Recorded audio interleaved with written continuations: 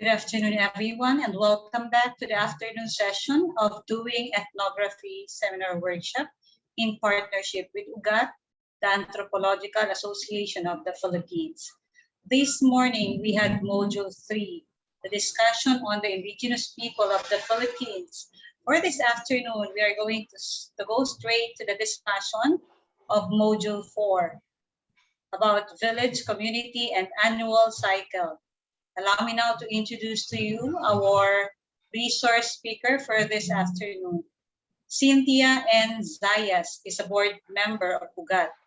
Chim is a retired professor and currently professorial lecturer at the University of the Philippines Center for International Studies. She is a maritime anthropologist who specializes in indigenous local knowledge and cultures of disaster. Her field studies are in the Philippines and Japan. She was also former UPCIS director and former chair of Philippine Social Science Council. We have another resource speaker for Module 4, Maria Arve B. Bañez, also a board member of UGAT. Maria Arve is assistant professor at the University of the Philippines, Visayas, and a PhD candidate in development studies at the Ateneo de Davao University. Her research interests include artisanal fishing, women in fisheries, local ecological knowledge, and issues in qualitative educational research. Ladies and gentlemen, let us all welcome our two resource speakers for Module 4, Village Community and Annual Cycle, Cynthia Zayas and Maria Arve Bañez.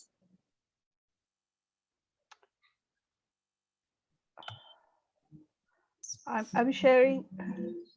Wow, can you hear me? Yes, ma'am. Yes, ma'am. Can you see my slides? Yes, ma'am. Sure po. Hello. Yes, ma'am. Okay. Okay. Arve has graduated and she got her PhD already. Yes, ma'am. She's not a student anymore. It's a full-time PhD now. Arve and I work in the coastal communities in the Philippines. I also work in the coastal communities in Japan and in North Borneo. And so I'll be sharing with you our work, our own field work and our own publications. Before we start, we gusto naming tabi-tabi dahil marami ditong mga litrato, mga larawan na mga katutubo o baka merong mga nakasamang hindi tulad natin dito sa images na ito. So, nakikiraan po kami at wala naman kaming masamang hangarin sa inyo, kundi matulungan kaming mapag-aralan kung sino ba kami at saan kami patutungo. Salamat po, Apo. I would like to congratulate Maria and Jesse for that wonderful lecture on the IPs.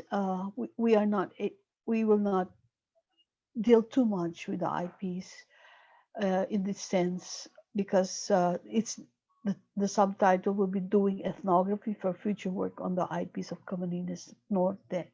Yes, we have very little information on the IPs of Camarines Norte, but IPs in general, it has been taken up in the previous lecture, from the previous lectures. The next is this is an important baseline information for all of us. Maybe Arve can share this information. Una sa lahat, importante itong datos na ipinapakita ng mapa kasi dito natin makikita na mas marami palang tubig na napalibot sa atin. Ang hirap ng magtagalog, no? Biglang, okay. Nasanay na akong mag-Ilonggo. So, ang baybaying tubig natin ay 171,146 miles at ang lupain natin ay 15,830 square miles. Meron tayong exclusive economic zone na umaabot ng 691,233 square miles. So, anim na ulit ating... Excuse me, Arve. Yes po. Excuse me, Arve. May echo. Nag-echo yung salita mo. Sige po. I'll try to mute muna. Now we cannot hear you. Arve is now in the UP Visayas campus. Nawalan siya ng ilaw. So she had to travel to the UP campus just to get to lecture to us. Thanks, Arve. Okay? Sige po. I think wala na po akong echo. I can still hear the echo. Meron. Can we ask Camarines Norte? What shall we do? Opo, baka po may gadget na open, another gadget na open si Ma'am Arve. Okay. Maybe a cell phone or... I'll try again. Wala na yatang echo. Wala na po. Wala na. Okay, let's go. Thank you.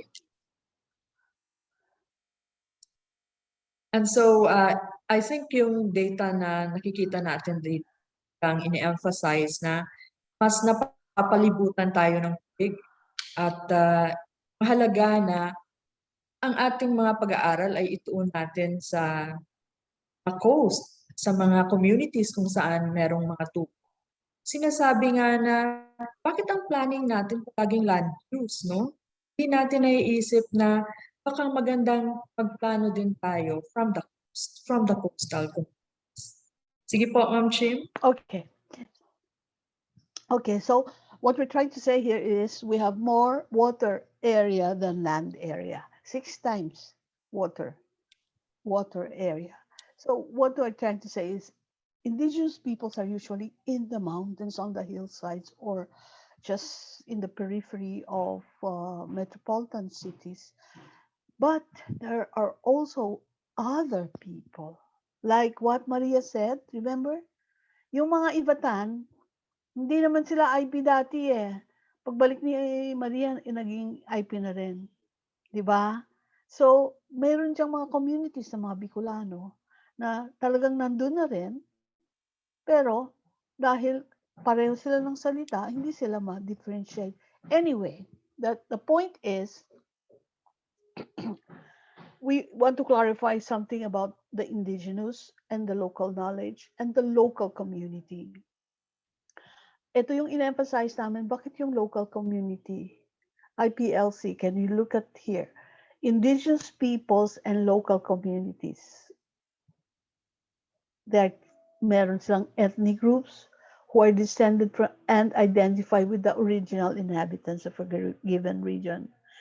Itong local communities are groups who have settled, occupied, or colonized the area more recently. No? But it doesn't mean that they're not from there, because remember, we are a people who are very mobile. Archipelagic, island state, more water than land. Diba? Yes, The roads are not the barriers. The water is the super highway that we have. So we are very mobile. We can make our own vehicles. We don't need to have cars. Pero marami diyang panday ng mga bangka. Hindi ba? Anybody can have bangka so long as you are from the town.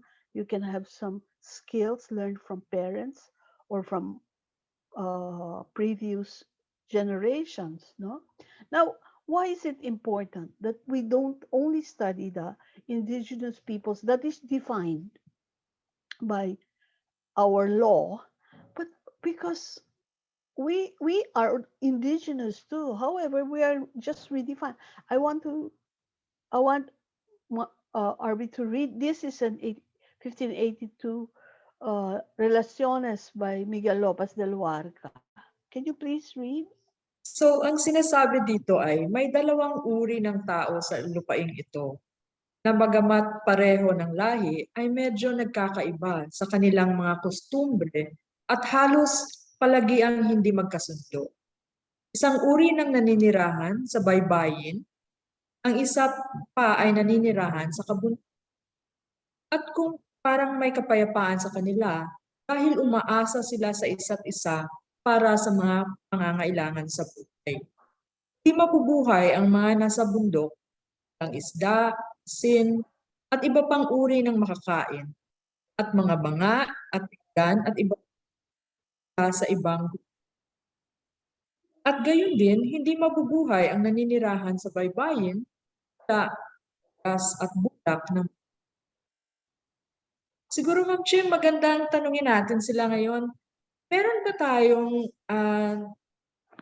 nakikita at na-observe sa ating mga communities na ay meron pala tayong laya or ilawod? Kasi ganito aming mga salita dito sa to describe yung mga taong nasa coast ay sinasabi natin sila yung mga tagalawod. Pero pag nasa mas mataas na portion ka ng or sa mga bulubugin, sinasabi ng mga taga-ilaya sila or meron bang mga salita or terms or concepts na ginagamit tayo? Pwede siguro nating sagutin ang tanong through our chat box, or kung sino yung mas gustong magsalita, pwedeng mag-unmute sa ating. Yeah, Kasi mahalaga itong information na to, 1582 pa, meron ng observation ang mga Spanish chroniclers na there are two types of Filipinos pagdating.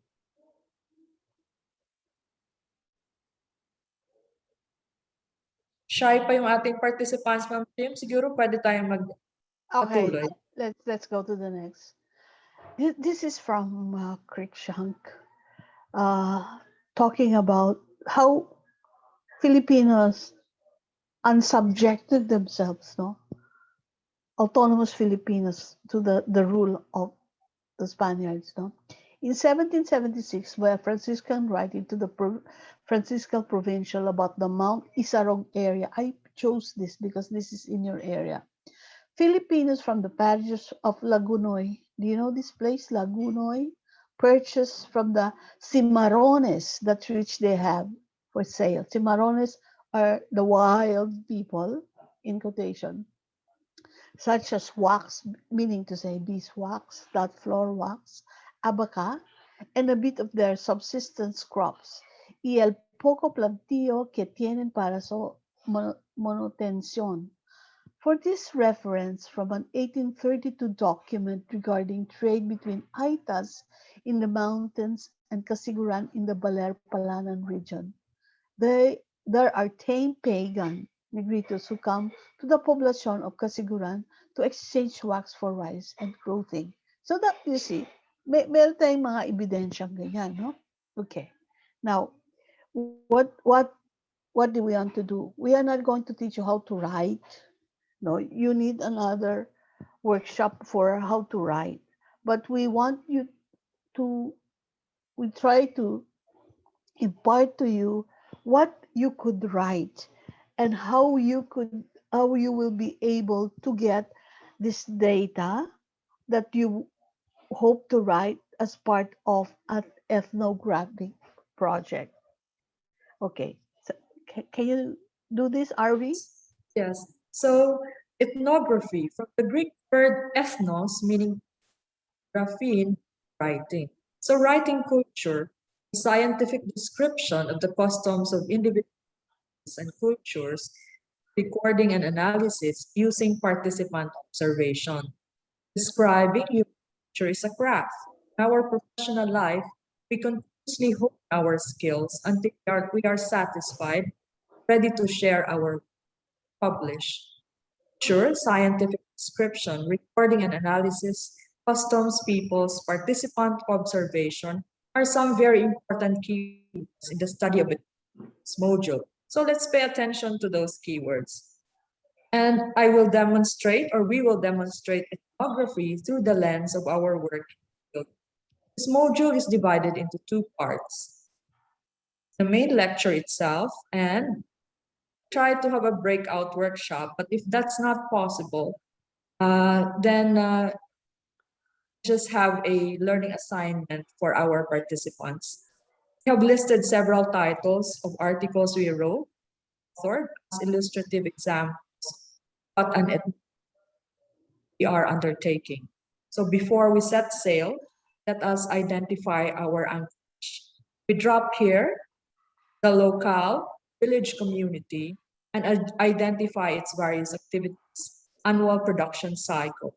When we are done, we are now ready to see writing. So this is our invitation, and I hope that you sail together with us. Yes, Mom Chim? Let's go.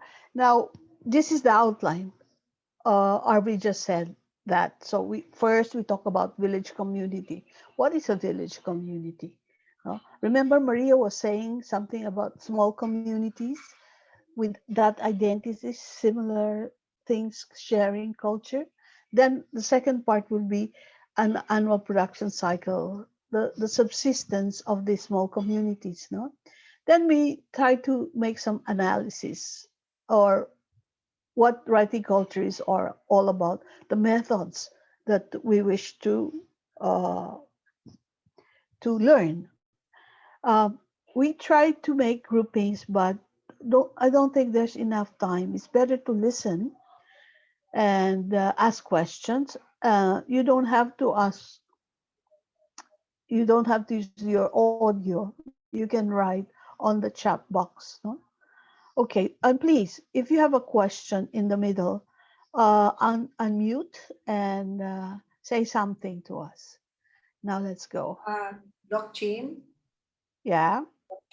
yung breakout groups possible daw. Kaya lang, kailangan alam namin kung ilang minuto. Kasi automatic kasi yun eh.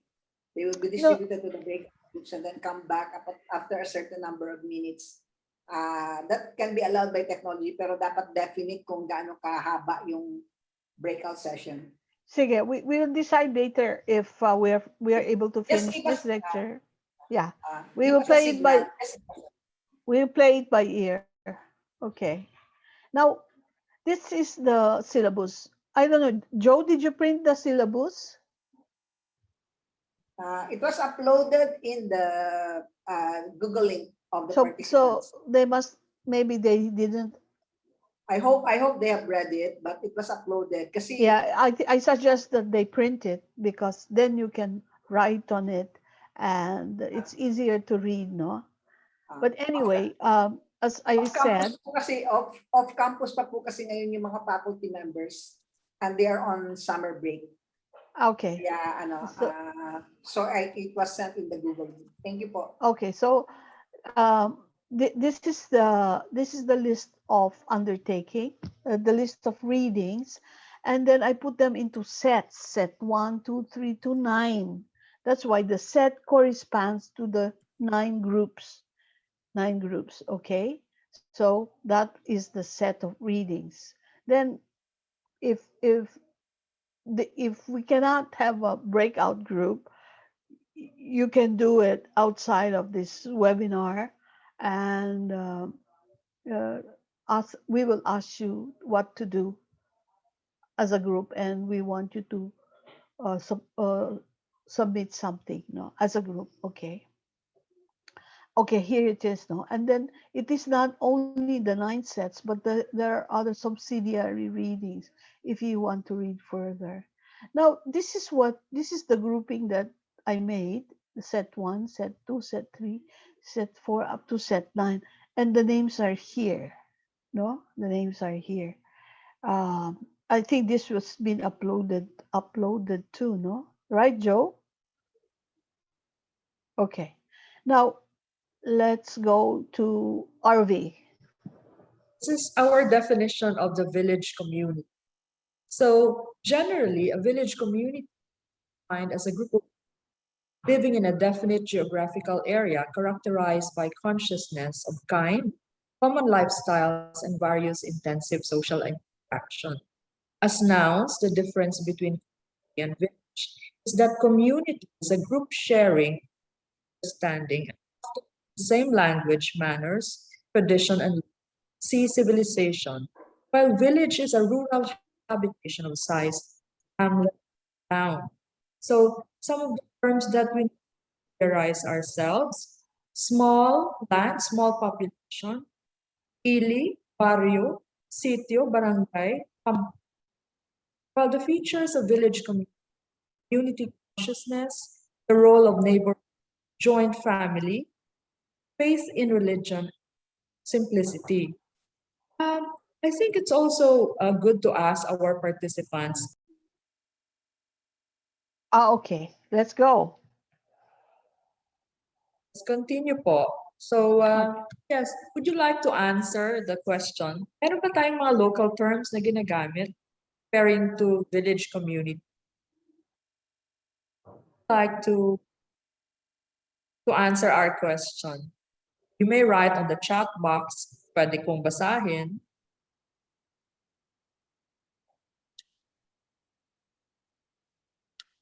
Talagang shy sila. Sige, padayon kung sa Ilonggo. Padago sa Bicol, Ma'am Arbs. Anong salita ninyo? Padagos. Padagos? Bicol. Dagos. Padagos. What does it mean? What does it mean? Dagos is tuloy lang, tuloy. Okay. Parang agos. Padagos. Padayon. Padayon. That's Visayan. That's Visayan. Yeah, That's yeah, Cebuano. yeah.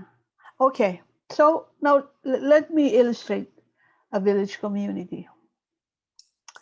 This, you have heard of Colorum vehicles, but this is a Colorum, a community that has been labeled by the Spaniards as Colorum because they practice their own religion and they are not within the realm, the rule of the ecclesiastical control of the Philippines.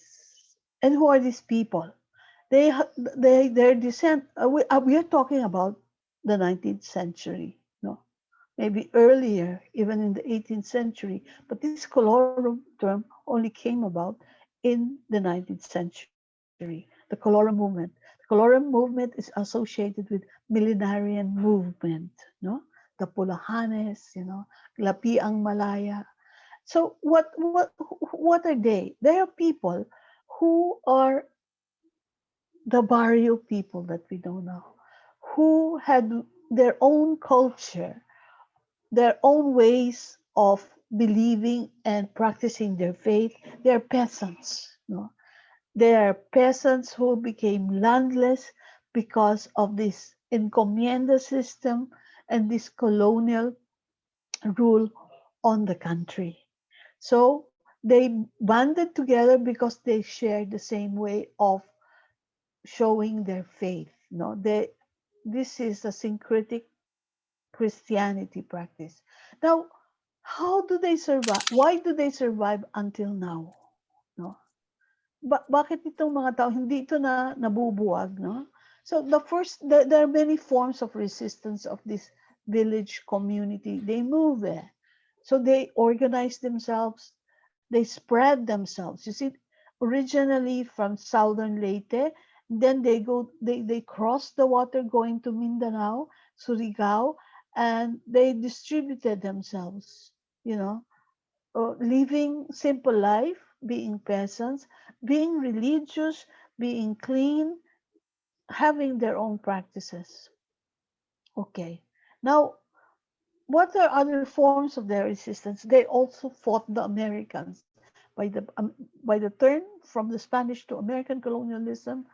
The Americans also wanted to control them, but they resisted. No, then what do we know about them now? They have their independent. I have been to Surigao in their community. They have independent school.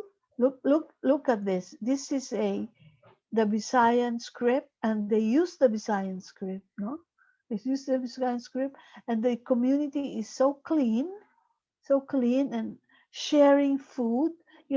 Kids go to school and they eat together. They have their own kitchen as a group and they share food together. No? There's no private property. All people own the land, but they're given assignments of what to or where they could plant, other things like that. So this is one group of people. They call them Colorum, but they call themselves other names. And you can find this. Many of these are in Mindanao, in Cebu, the Moncada colony. I don't know if you have heard about the Moncada colony in Cebu. In Mindanao, there are many groups like that. They want an alternative life. They do not want to be imposed. They don't want um, to be imposed. They don't want imposition from the outside. No, they're peasants and they could live together, and they're usually relatives. So this is one type of village community. Okay, and when you talk about knowledge, hindi naman to nangyari, hindi lang naman sila nabuo ngayon lang, See, just make a sampling of this and look, this is their fauna, and they could have a very in-depth knowledge of the crustaceans by this lobster, and they could make their own musical instruments. And this is not unique to them. In the coastal communities, you can find them. No, you can find them um, in the boundary between the city and the mountain. In between, they are there. No? They're peasants, they're landes, but they have the sense of community. Yeah? Somebody wanted to say something? RV? Well, meron po akong mga nababasa sa chat box natin na yung nabigay nilang local terms ay tung sa village community, barrio, sitio, meron pang pulungan. Baka meron Oh. gustong magkwento tungkol sa pulungan. Pulung, P, K. PU, LU, man. RV? Oh, Yes Isang po. comment, Arv and Doc Chim, yung font medyo maliit, hindi masyadong mabasa kasi hindi naka-slideshow. But it can actually be increased yung size ng font. Pwede ma-increase sa okay. sa baba yung control. If you can There increase you it a go. little bit, yan. Very good. Nababasa ko na. Kanina hindi ko mabasa eh. I even sent a message to Arv. Thank you, Doc Chim. No Si problem. Doc Chin, Yeah, RV. pulungan. Sana may magkwento tungkol sa pulungan. Sa Pulungan, yeah? barrio, sitio, pulungan. Ano ba yung pulungan? Di ba nagtanong tayo earlier kung ano yung mga terms na ginagamit nila referring the village community or so merong mga sagot, barrio, sitio, and Yeah. one participant said pulungan. Pulungan means a place of meeting kung saan nag-iipon-ipon ang mga tao. Pulong. Pulong, coming from pulong. Pulong. Okay. But yeah, it's just a place, but there are no houses, people living in these houses. It's a site. It's only one site, no? Okay, so maybe you know later, much later, you can tell us. Or that's why we would like to do that research. Now, well, indigenous people, I think you know more than anybody else now after the lecture of Maria and Jesse, but I just want to give you just an overview of an example of an indigenous group, the Aita. The Aita is the language of the Aita belongs to the Sambalic languages, no? Sambalic languages, meaning to say Abalen, Aita Ansi, Aita Mag-Indi, Sambal, Sambaltina. And they're here. If this were the crater of Mount Pinatubo, this area here is Sambales, and this is Pampanga, no? So Botolan Sambal, Tina here, Abalin here in Tarlac, and then you have Porac Mag-Ansi, Florida Blanca Mag-Indi, in Santa Juliana Mag-Ansi and Abalen. Okay. There. Okay. Now, what is the village community? I will just show you some photographs. This is Sapang Uwak. It's also in Porac, Pampanga. Porac is very near Clark Air Base, no? And this is on a hill. So you see, it is not very much settled in a way that it is planned, no? Which is the ideal one in Sapang Uwak, no? Because you will find out in Camyas, this one, you see, parang meron kang linear arrangement of this village. And you notice this has been lived for much longer because of the vegetation. Look, also Villa Maria is an old settlement, no? Below Villa Maria is the settlement called Inararo. And this is a resettlement area after Mount Pinatubo. So the original people there live up closer to the crater.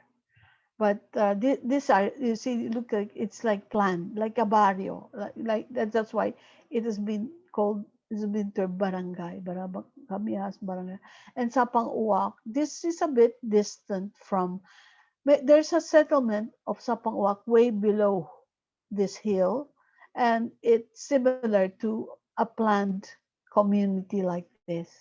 Yes, RV? Um, well, I think we also need to emphasize this point that, RV?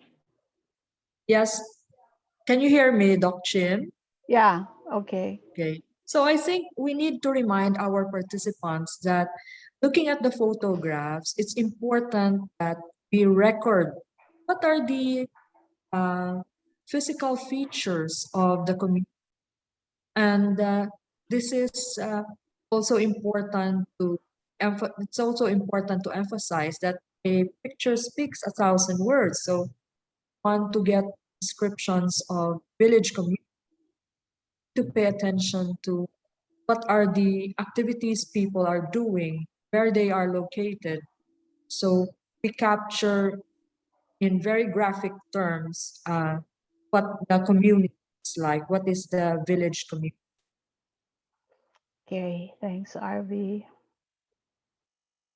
Now, so you have a village community. You also have campsites. No? In summer, the village extends to the campsites or the the Kaingin area. Like for instance, this set patches, no, that one, and most of them, most of the Aita, you can find them in the summer along the river. So they camp out along the river. Why is it important to come out? It is very hot in summer. So the best way to avoid that heat is to put up, pitch a tent, a lean-to, a shed by the river. And there you can do the things that you usually do in your settlements, in your settlements. You can do fishing, just right there. And then you can walk a little further to your charcoal making spots. You can wash clothes, or you can collect, uh, you gather fruits and vegetables, or even harvest root crops. And you go to, not to the village community, but to the extended camps that you have set. Maybe at the most a month they're here until the rainy season comes, because the children too has to go back to school. No? So Jimmy, would you like me to read yeah, please. text? Yeah, So yeah. uh, a survey of useful food medicinal plants was conducted among the Aita from barangays of Iraq 20 years after the eruption of the Aita of Porac have experienced extensive changes in their life, culture, and society. In the survey, 83 plants were used as food and 167 plants used as medicine. The most number of species are classified under the Fabaceae family. The food and medicinal plants by the Aita communities declined in number as compared to the study of Fox in 1902. A contributing factor for the decline may have been the dislocation of the and the loss of the forest after the eruption of. Likewise, the acculturation and integration into prevailing society has affected the lives of the Aita, but their botanical knowledge remains an important part of the culture. Oh, So yeah, yeah. Okay, continue, RV. I'm just thinking that we usually have a sense of orientation about village community. And the flora and fauna is a very important detail that records it. And we also try see their from their standpoint importance of this flora and so in this case, what was documented and medicinal. Yes, Dr. Okay, Professor Agraria and Professor Obiko are ethnobotanists, no? And we have collaborated work in AITA together. So when we study, we also collaborate with other scientists because ethnographers or anthropologists can provide you a different perspective as well as the botanist. No? And you learn a lot by exchanging ideas. And this is part of that kind of interaction between scientists in the field. So you can be a group of an individual and have a common problem that you want to find out in the study. For instance, in Mount Pinatubo and the effects of the eruption. Yeah. Okay. This guy pala is gathering banana blossoms. It's one of their source of cash, banana blossoms, no? And this guy is a bird trapping birds, no? Okay, let's go next. Now, I told Professor Joe that if you want to continue doing research, you should get hold of this handbook that we made in UP many years ago together with my teacher, Professor, uh, you cannot see, no? Anyway, Professor Consuelo Paz, Gabay sa field work, no? This is a result of our surveys in many local communities and ethno-linguistic groups in northern, central, and southern Philippines. This is a survey questionnaire. You look at it, it's very short, no? Usually you have very thick questionnaire, no? Because that's the way that is the data you just wanted to know. But for us, when we have a questionnaire, let's say we want to know a survey on the household, ano bang ginagawa nila? Ilan bang miyembro ng kanilang bahay? Anong age range ng mga tao dito? No? Saan sila nanggaling? Saan sila pinanganak? Ano yung livelihood nila? Fishing, farming, carpentry, basket weaving. It gives us a picture. It gives us an idea. So this survey, this household survey, is not an end in itself. It just gives you a tool to further analyze and go deeper into the problem area, the problems that you want to answer. Okay, Arve, you want to add something? I can't hear you. I think it's also important to emphasize that when you do a household survey, you're actually trying to get the larger picture of village community. So you get a sense of what are they doing, and you can also look into whether the socio-demographic characteristics of the village community is defined through your household survey. So it's good to start a research with a household survey so you get a sense of where do you want to focus your study later, thinking that these are the characteristics of people to study. Thank you, Dr. Thanks, Arby. Now let's look at this one. No. This is Taluk Sangha in Zamboanga City. This is a planned community for the Sama Bangingi. Sama Bangingi are from Sulu, Basilan. They're all over.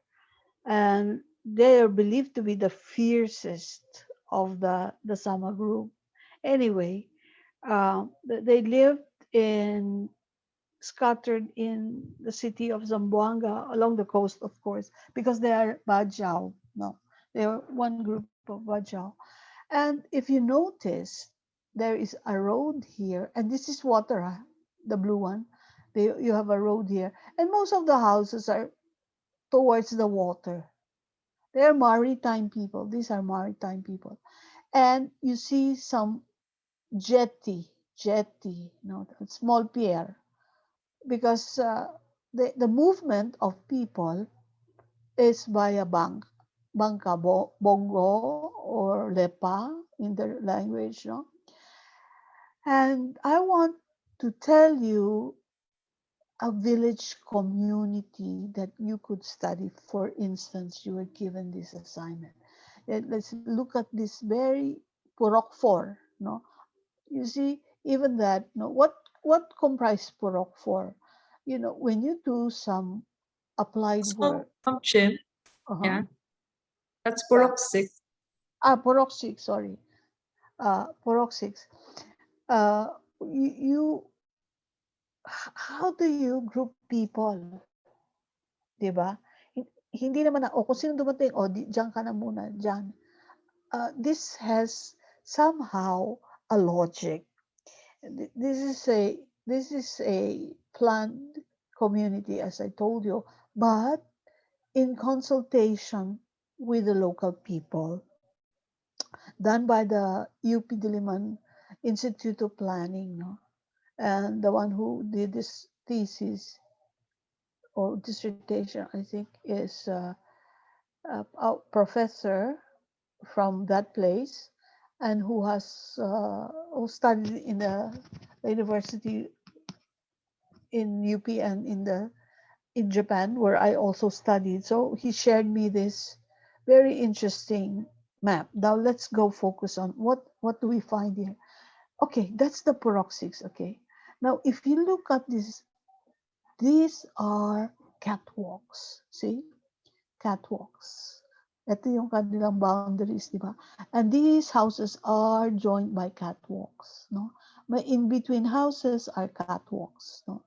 And notice this is the jetty. I think it's shared with this other Purok because they can move in and out. This is the entrance of these communities, no? This is the entrance here. Yeah, this. So you have some groupings there, no? I don't know if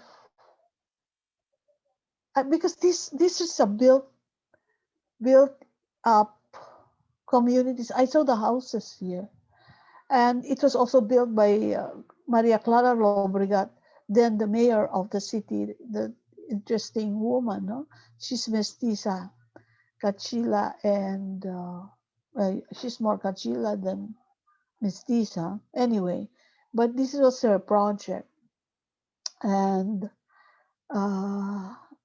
you notice, no? These groupings that are the clustering is interesting. This is what Arve was saying. The images, the photograph, the drawing, the schema can give you something to write about, no? Sino ba itong mga magkakasamang ito? Yan, no?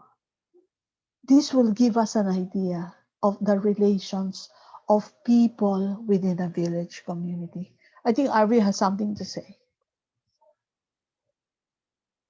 Can't hear you. We can ask our participants, anong nakikita nila sa picture? Kasi parang masyadong quiet yung ating mga participants ngayon. Aside from the clustering of houses, Siguro, meron ba silang napapansin? Kasi ako nakita ko na bakit kaya yung kanilang mga boats mas malapit din sa kanilang mga bahay? Hindi nila ginagamit yung jetty, oh.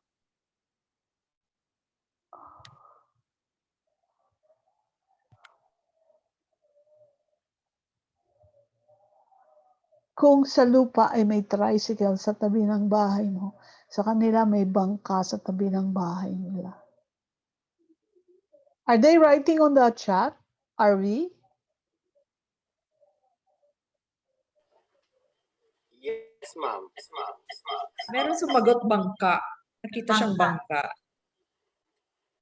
Salamat sa pagsagot. Parang yan, ma'am, yung means of transportations. Since nasa waters, nasa dagat ba to o ilog, parang ganun po. Dagat siya, dagat. So, Okay. means of transportation, ma'am, nila going in and out of their barangay. Kaya andyan siya, malalapit siya.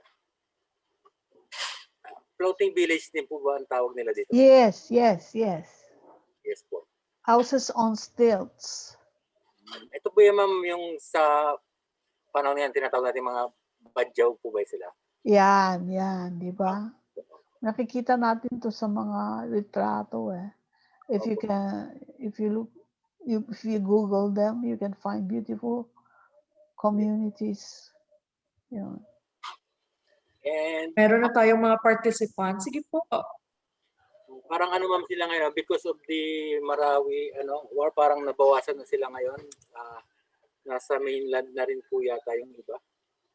And some of them are now in Daet po, ma'am. May mga badyaw sa Daet?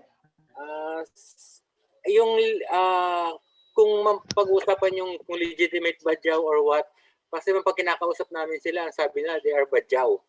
Oh. Yung, pero hindi namin sure, ma'am. Pero ano sila po, ma'am, bigla na lang sila nag-exist dito, dumating na gano'n. Kailan sila dumating dyan? Napansin ko, ma'am, especially nung nagkaroon nga ng war dyan sa Marawi, nung siege na yon, may mga dumating dito, pero hindi nga namin ma-verify kung talagang kasi unang-una, ma'am, ngayon lang po ako nagka-idea about ethnography. So, andyan ba sila? Meron. Ma'am, seasonal, ma'am, dumarating, umaalis. Kaya nga magandang i-trace kung saan sila pumupunta. May mga seasons, especially pag yung mga fiesta season, dumarating sila. Nagbebenta yung kuminsan, makita mo sila sa mga daan. Titinda ng perlas, ano? Opo. Yes, ma'am. May mga dala sila mga perlas-perlas na kahit kagatin daw, hindi mayuyupi. Mababasag ang ipin mo, hindi yung perlas. Yung perlas po pa. Hindi naman namin, ma'am, natatry kung totoo talaga yun. Okay. Yun, may mga experience namin ito sa group of community that you showed us. May mga nakarating dito. Pero sabi nga ni Dr. Joe, as to legitimacy kung talagang group of original ba ba sila, hindi ma'am namin na-verify. Kaya ito nga yung sabi niyo na magandang pag-aralan talaga po yung itong group of people na ito na seasonal na dumarating po dito. Good. May network sila meron cellphone, di ba? Meron din po may mga nag-report din po na may mga dumagat din. Okay. May mga dumagat din. Iba-verify nga po namin. After this, isa yun sa mga fieldwork areas na i-assign namin sa participants. I want to share this to you. In Dumaguete, in the 90s, no? I think mid-90s ito nagpunta ako sa Dumaguete, ang daming badyaw dumagsa. Dito sila nagtayo ng kanilang kubo, kundi naman kubo, siguro tent-like o shed. Sa tapat ng malalaking bahay, alam mo maraming mayayaman sa Dumaguete, yung mga asinderos doon. Kasi maganda yung community, di ba? Malapit sa dagat. Ito yung bahay ng mga mayayaman. Then I tried to interview them. And this is what I found out. There are 3 major families. Anyway, I want to introduce this to you, no? This is a kinship chart. The male, the female. Okay, and the first generation are brothers. Ito brothers or sister ang relation. Tapos ito yung anak-anak. Ito yung apo nito.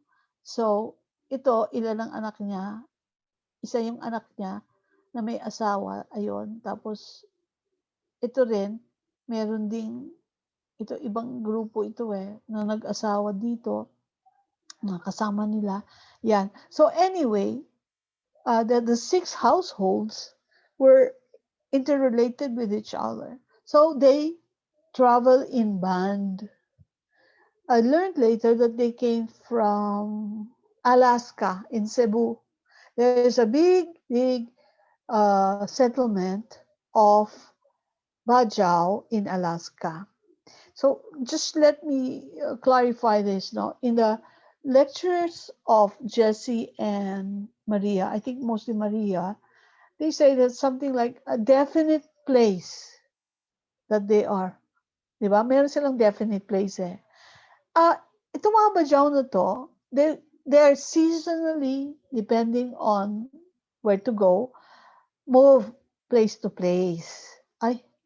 But there is somehow a main anchorage, no? Where they go back. When do they go back? During full moon, when there is a wedding, or when there is pagunting. This is the cut and circumcision.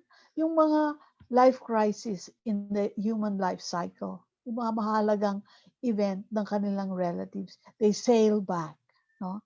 Of course, hindi na sila nag-houseboat. Like say, from Dumaguete, you can go to Zamboanga. There's a boat. From Dumaguete, there is a boat to Cebu. You cross. No? It's easier because we are in the inland sea and there are transportation. But of course, if they can avoid it, they are in their own bangkas. Ayan. Yeah, ito yung mga key insights na malalaman nyo pag ina-study nyo yung mga seasonally appearing badyaw or dumagat or mga ati, no? They come on a Sunday. Mahalaga nga, di ba, yung I didn't read to you that 19th century relaciones say that on a certain day, a market day, the people from the upstream come down to sell their goods, and the people from downstream, they exchange and barter. This is one form of that exchange, no? It's not up and down, but this is island to island, coast to coast, port towns to port towns. No? This is what the Bajaus are doing. So it's not only upstream, downstream, but also island to island. Oh, you have any question or some comments? RV? Ma'am, question lang. Okay. Ma'am, Can you give me your name? Ma'am, Daniel Maligat po from CNSC. Okay, Daniel. Yung kanina kasi medyo nagkaroon kami ng disconnect kami. No? Narinig ko, ma'am, sabi niyo po, badyaw sa Alaska, parang something. May isang area na sa Cebu. Sa Cebu City, ang taon ng lugar na yon, Alaska. Yun, ma'am. Okay. Kala ko yung from boat nakarating sila sa ano. Kasi, Hindi. disconnect kasi kami, ma'am. Yun po. So, there's a place in Cebu na ang name ay Alaska po. Oo, nandun yung maraming badyaw. Parang yun ang kanilang major anchorage eh. Oo. Okay po. So nakikinig talaga sila, Ma'am Chim. Ganyan. Opo, ma'am. Opo. Okay. Is my audio... Trying to look at the picture, ma'am, para kasing sa Alaska rin siya, parang may snow, parang yellow yung paligid. Kaya clarify ko yung... Mamamatay ito pag nasa Alaska silang totoo. Ano lang kasi naman suot nila. cold weather ng mga badyaw na yan. Yun, ma'am. Oo. Ano pa ko lang kasi na-disconnect kasi ma'am kanina yung ano namin. Okay. Sige po, ma'am. Thank you Are we? I think, Ma'am Chim, we can go to the next slide kasi para mas makita pa nila kung ano yung focus na. Yeah. Okay. Now, how is the village community formed? What is that village community? No? So I'm going to walk you. This is an example. This is the Sama Dilaut. There are two kinds of Sama. The ones on the land and the ones on the water. This is my study of Sama Dilaut from Stangkay. Okay. So the basic unit is the family. And the family lives in a kubo. This one is a houseboat. Then this houseboat is combined with the extended family, and that anchorage where they park their boats is kauman, no? A place. Okay. Wag mo. Okay, now, magdanakan. You know, this houseboat, di ba nakita niyo yung 6 households yung sa Dumaguete? Tingnan mo itong, this is, I forgot the Tabit. tabid, Tabit. yeah? This, I forgot the term in Samadla. There's a term. When they travel as a group. Usually may motorized bangka yan o siguro a motorized houseboat and will pull the sailboats together. Yan. So they will form a kauman together. Okay, then the kampungan is the barangay. Several of these has formed this many houses here in Sitangay. See, Sitangay is just this small island, but look at this, they're all in the water. This is a settlement on the water. Look at that. This is Sitangay. Ito yung 1 square kilometer of piece of land, and this is the houses in that place, no? Ito kanale. Parang ang suspecha ko, pinalalim nila ito eh. So that this is the main thoroughfare, so that boats can come in, no? Hindi naman malaki, no? A compete cannot come in here, no? Lepa lang, ano? Lepa, bongos. Less than 5 tons, no? Less than 5 tons. Yan, nakakapasok dito. And then they are linked with the catwalks, no? Catwalks link there. See? Yan. O gets nyo? When you write something, then you already describe. Siguro, skill din yung description, di ba? Skill din. And that description can be, your description can be checked when you go to the field. No? You go and talk to people. Yun ang mahalaga doon. No? Of course, if you have a drone, it would be helpful. Maybe the university can buy a drone for research purposes. It is not that expensive anymore. It's a good tool. It can help. Yeah. Arve? Well, I think talaga yung visualize natin itsura ng community. Kaya parang dalawa yung nakikita ko dito, no? Pwede nating gawing jump off point si Tangkay. Parang yun yung ating orientation manggagaling. And then, pwede nating i-open through sa bangka itong house on stilts. And so, minsan yung ating departure when it's also a kind of parang orient ourselves kung gusto nating i-describe ang isang rich community. So, pwedeng dito rin tayo galing sa mga house on stilts papunta si Tangkay. So, magkakaroon ng description in the process. And when you do field as researcher, minsan maganda din how do they get themselves sa kanilang kasi meron na silang knowledge paano din nila dinanavigate ang lugar. And so, pwedeng sila yung guide mo when you do either a transit walk, saan kailangan mong i-visually present, graphically present the village community that you're studying. Yun lang po, Ma'am Chip. Okay. May question lang po. Yeah. Curious lang, Ma'am, are they registered voters or registered in PSA pagdating sa birth certificate or what, yung ganitong klaseng community? Basahin mo yung aking sinulat about them. Anyway, they are registered voters. Kasi tinitingnan ko kung paano po punta yung mga politiko sa ganyang lugar. Ay, hindi naman yun mahirap eh. Yung politiko yun, local din eh. Hindi pagdating sa national, parang ang saya kasi, di ba? Ito yung daan, yung Hindi sila nakakaabot dyan? hindi Yung national? Opo. May senador nang dumating dyan. Okay. Sige po. Diyan yata nagla-landing yung mga Abu Sayyaf. Maraming kamag-anak yung mga Abu Sayyaf dyan.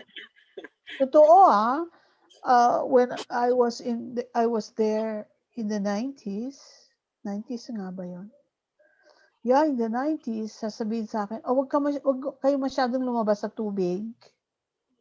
Kasi lumilibot kami, nakasakay kami sa bangka. Huwag kayo masyadong magpakalayo. Pero sinabi na nila na yung mga aming host, sinabi na nila na nandun kami. Kasi kamag-anak din nila yun eh. Alam naman nila kung sino eh. Siyempre, hindi sila nagsasalita. Yeah, okay, let's see. Now, this is that one, no? This is a drawing by my good friend, Monden, who did a beautiful documentary on Samadlaot. And he lived there, he's Japanese, no? He lived there and did this. I doubt if he had a drone, because this was done in the 80s, early 80s. But there is a tall building somewhere here. Munisipyo yata yun eh. Malapit sa Vice Mayor's house. Mga 3 or 4 stories. So, pwede ka magkaroon ng bird's eye view nito eh. Tapos you can just check it down pag nag-ano ka na. So, remember that household survey? Then probably you can just pinpoint this, no? To begin with. If you already, syempre hindi mo naman i-household survey itong lahat. Baka ito lang. Kumuha ka lang ganito. Usually, isa ka lang eh. No? Isa ka lang o dalawa lang kayo. At saka, it's too expensive to be staying long because you have jobs. You have teaching jobs. So, there's not much time. So, siguro may assistant ka, dalawa kayo. Ganyan. Okay. This is that drawing, no? Now, let's see the details. Ito yung drawing. Ito rin yun, no? Ito yung isla, di ba? Ito yung sinasabi ko sa inyo. This is like the Kauman. The Kauman of Yusuf. Ang nag-drawing nito, yung anak nitong head, nitong clan na ito. And it's not a clan. It's a household group, no? Here. Yan. These are catwalks. Yan. Pwede kang mahulog. Tubig lang naman eh. Yan. Diyan. Tubig, malinis at madumi pareho. Yan dito. And you notice that may mga barangay na sila, di ba? Barangay Imam sa PE, Barangay Datu Puti, Barangay Alari. Yung origin ng mga barangays na yan ay nagsimula sa mga ganitong groups. May mga grouping na ganyan. Ayan, ito isang clan yan. Isang kauman yan. Ito isang kauman. Pero ito mga ito din, magkakamag-anak. Magkakamag-anak din yan. Yan. I'll tell you the social relations that happens. No? You see, I'm not saying that this is a homogeneous sama Bajau o sama Dilaut, pero marami ditong traders na Tausug. Yun. They usually don't like the Tausug because the Tausugs are the merchants. And of course, the Tausugs are the Sultanate. Remember? The Sultanate. The Tausugs are the Sultanate. And they have money, power. So they are into trade with Sitangkay and North Borneo, no? North Borneo. Yan, ito yon. So let's see more, huh? Okay, now. Can we ask Arve?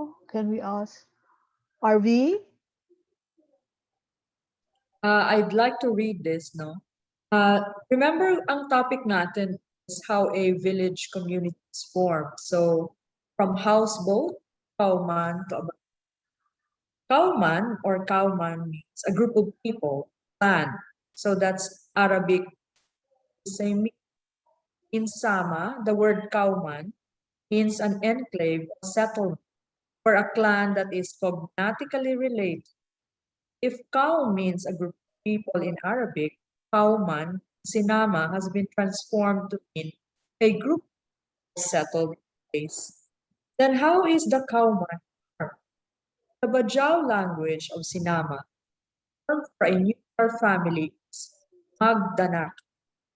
These Magdanakan periodically come together in a common place called Kauman.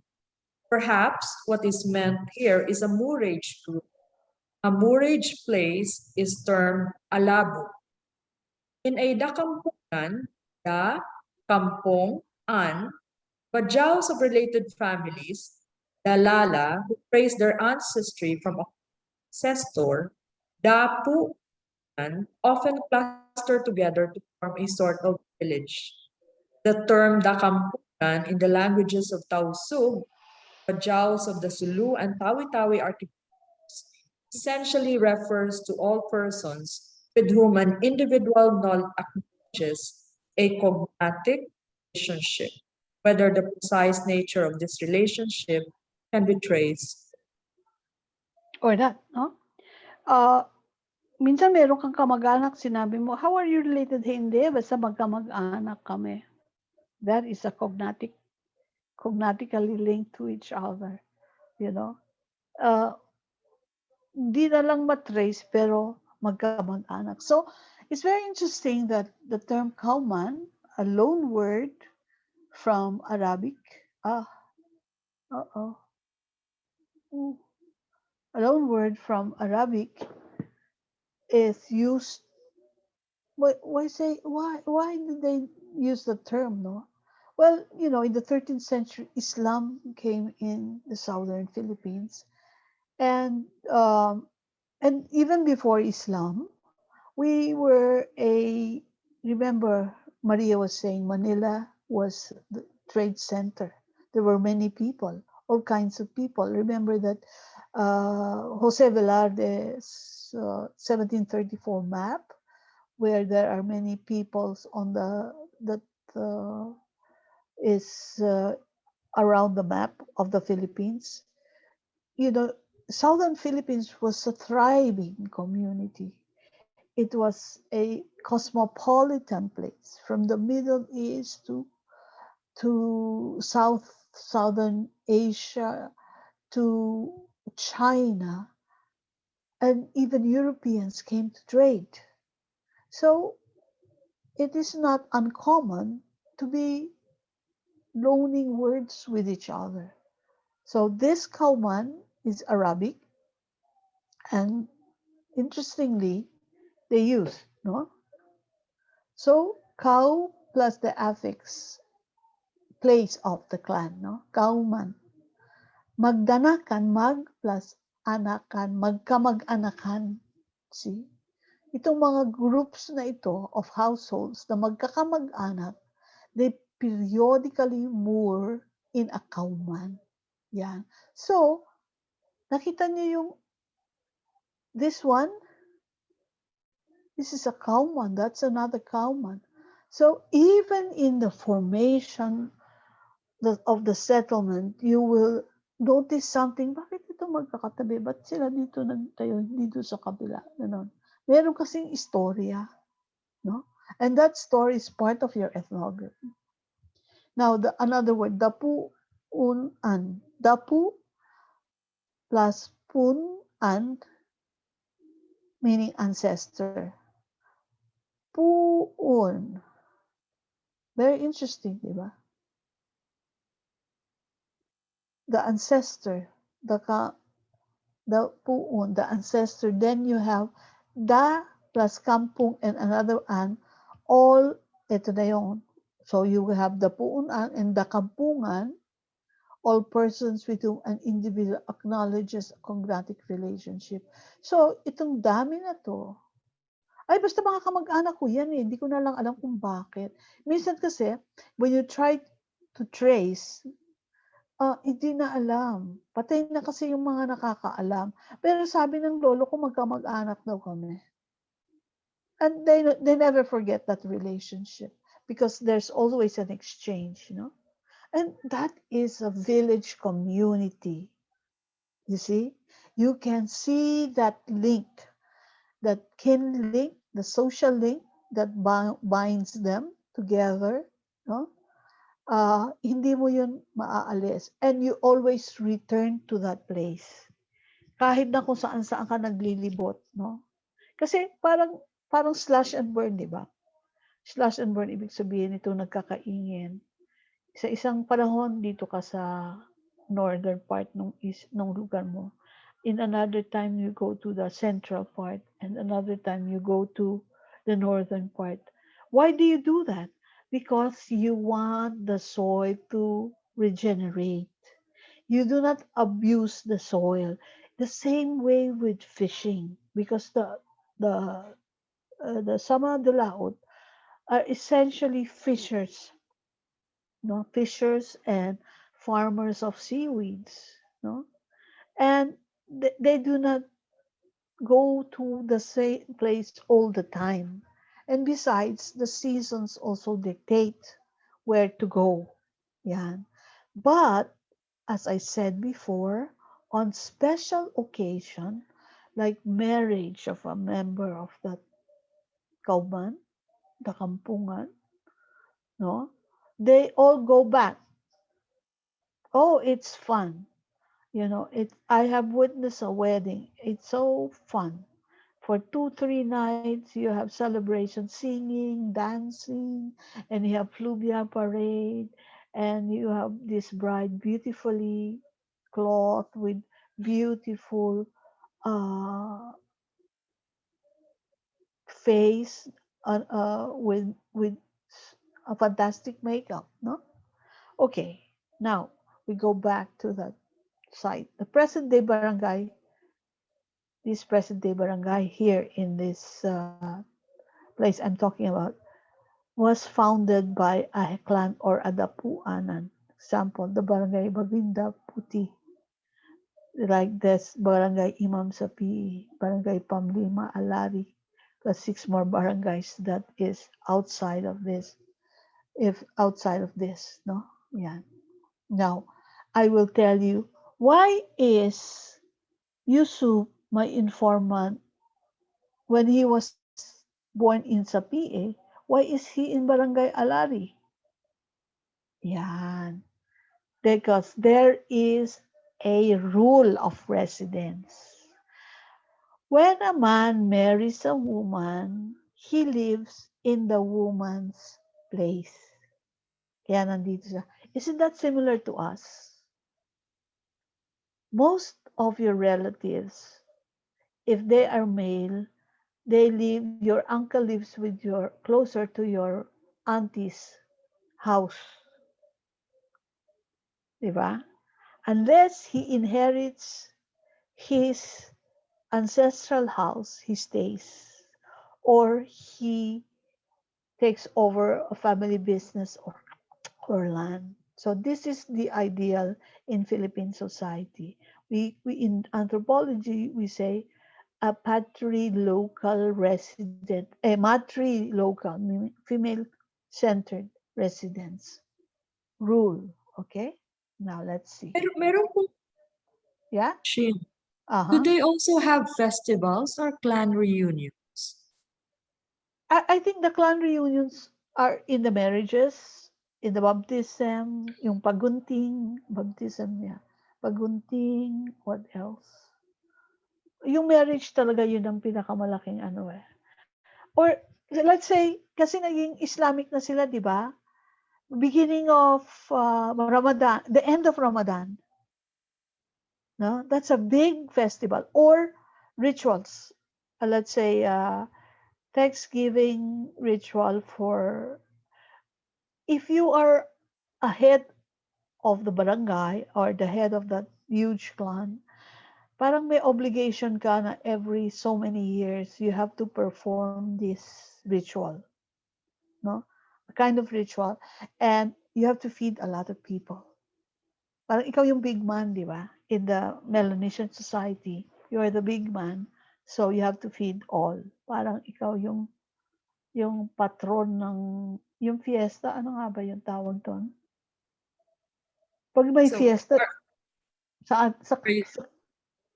oh yeah. Yeah, yes, yeah. are you saying, para anong tawag dyan? Prestige feasts ba? They have to organize prestige feasts. Yeah, to maybe anthropologists called it prestige feast, but siguro yung power mo din emanates from it, ano? Even if you're the traditional leader, you're obliged to give back to your people. Yan. Then there's another question here. They have rituals if a family member dies. Oh yes, yes. But you know, it's very private, the family. No, it's not the whole community. Kasi may dalawang klase ng mga ceremonies eh. Yung pang family lang at yung pang community. No? Pag yung pang community, syempre lahat kasama.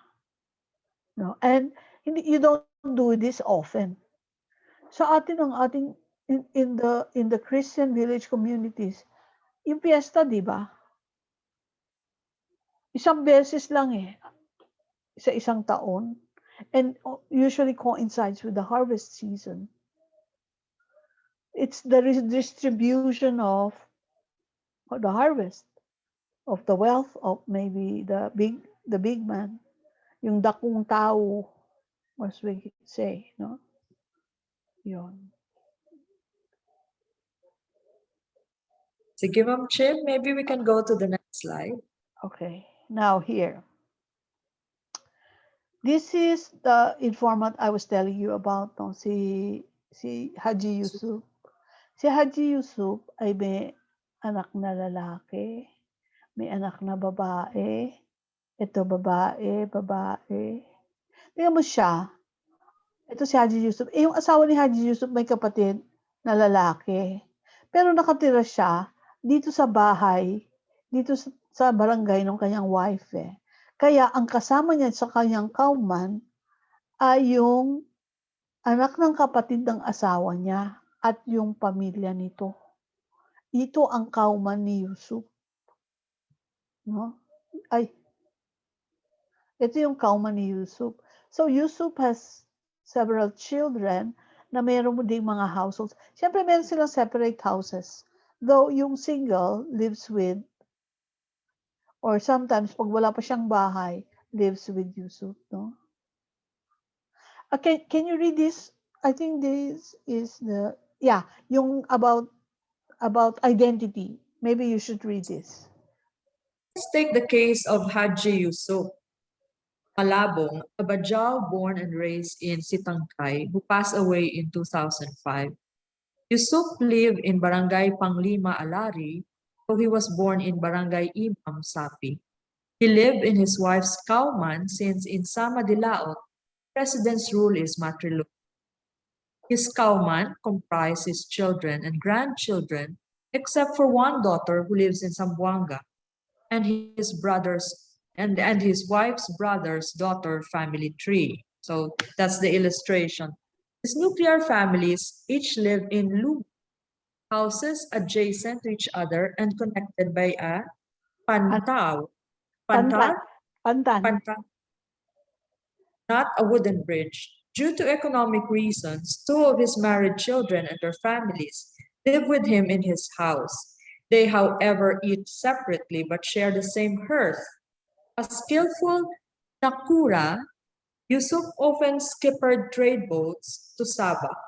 However, due to border control by the Malaysian government, Filipinos without any identification or passports are unable to enter the territory. Thus, it was a given that a Bajau skipper would have two identities.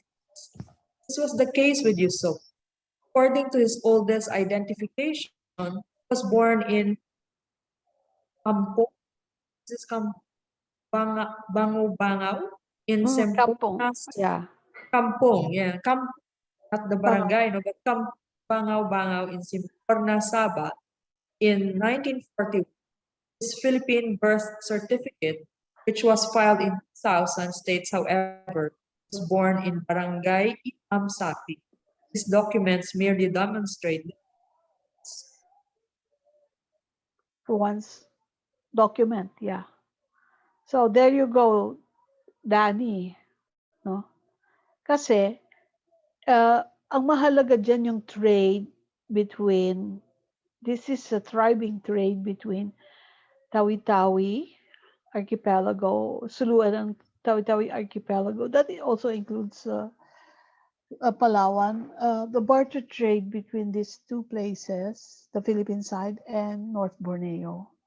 Ngayon, the Bajaus are special to North Bornean government because North Borneo is populated by Bajaus since time immemorial. And the indigenous peoples there, maraming indigenous people na hindi maritime people. They are farmers. No? So, yung coast ng North Borneo is controlled by descendants of these families. So, yung mga taga Sitangkay, marami silang relatives na taga Sampurna, taga Kota Kinabalu, yung mga places na yan, no? And it's easy to go there from Sitangkay. It only takes about 4 or 5 hours by small boat. You can reach, but if you do not have an identity, the Malaysian government gives ID cards, no? That they are Bajaus kasi libre sila mag in and out. That's why Yusuf has that identity, no?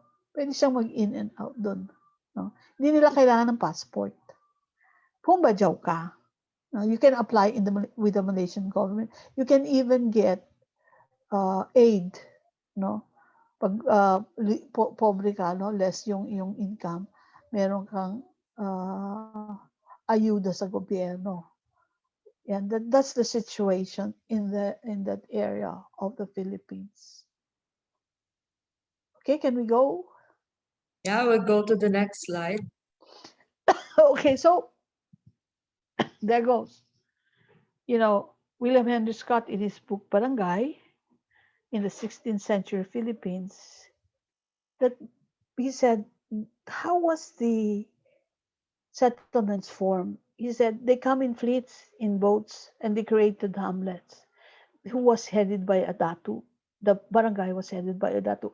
Until Islam came, the datu became panglima. But still the datu in the IP communities in Mindanao is called datu. In my language, datu means rich. Uy, datu ka na karon, no? Yeah, no, it means rich. Then he says like 30 to 100 plus houses, comprising of parents, children, relations, and slaves. Ito yun eh. Ito yung kauman eh. Di ba? Kamag-anakan yan eh. Di ba? At saka yung aliping mamamahay o may sagigilid siguro. For us, you know, in my study in the 20th century, we found, I show you in the Kobo from the houseboat, creating a hamlet, you have and this nakoda, the skipper. You see, nakoda is a Persian word meaning skipper. So this is used by Islamic peoples because this is a Persian origin. In the Middle East, nakoda, if you're a nakoda, that means you are a famous mariner. There are many heroes, no, who are nakoda. Even the one of the in Brunei, the Sultan of Brunei, one of the grand ancestor of the present Sultan of Brunei, Bolkiah, was a famous nakoda. No? So the nakoda, the skipper of the boat, that tabid, remember that tabid? That skipper of that is the leader. The datu or the nakoda, if it is the south. And they created a barangay, Magdanakan, the Palanakan, no? Yung mga kamag-anak, no? So that is the barangay now. Then this is the origin. We can still see it now. You know, this is how Kasi sabi niya, paano tayo naging ganito? Paano tayo ganyan? Ito yung, now, if you keep on asking, bakit yung mga badyaw andyan na naman, gano'n. Naku naman, wala pa naman tayo eh. Narating na nila yung Maynila. Because in pre-Hispanic period, we were trading with the world. And Manila was one of the entry ports. Manila was a port city, a shelter port. If you just imagine Manila Bay is a beautiful bay because it can shelter you from the typhoon. Tingnan mo yung paikot niya, di ba? At pwede kang maglagi dyan. Kasi ang panahon na yon, in pre-Hispanic days, sailboats, no? Wala pang engine. So, you have to wait for the amihan or the habagat. See, when habagat comes, southwest monsoon, the traders will come. Bakit? Tinutulak sila ng hangin, di ba? Southwest. Papunta sa atin, galing sila sa Indian Ocean eh. You see, in the Indian Ocean, you have the Middle Eastern traders, the South Indian traders, even the Europeans na naliligaw doon. And then, sail na sila. Ngayon, hindi sila makakaalis. Antay nila yung amihan. So, we have many shelter ports in the Philippine archipelago. That's why China can easily sail down. No? From the north, they will sail on the West Philippine Sea, passing through us and going all the way to Borneo, Malaysia, Indonesia. And we, the best mariners, no, the best, more than anybody in Southeast Asia, look at the Philippine map. Hindi ba yan puro tubig? Indonesia, marami silang mga land masses, di ba? At saka madali lang. They don't go out. You know, our bajaus were the navies of the pre-colonial period. And these sultanates hired them to keep the straits safe and be sure the traders pay their dues. Yan. So, tapos anong nangyari? Aba, sinabi ng mga colonialist, marami daw pirata because they disturb our system. So, what happens to those people? The bangingi, no? Magnanakaw na daw. In the first place, sinira nila yung system of trade natin. They controlled it. I think we should have a break or we can open some questions.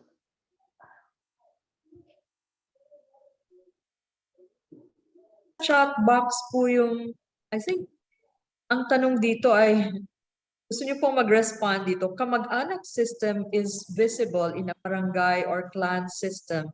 It's also a practice in building barangay halls or centers near the houses of the provincial capital in some areas of Mindanao. Near their clans now. Can you explain that, Arve? So, I think merong kamag-anak system daw pag kahit sa barangay level dahil sa ang pag-build ating infrastructure usually malapit din sa saan nandun authority figures at yung kanilang mga relatives din.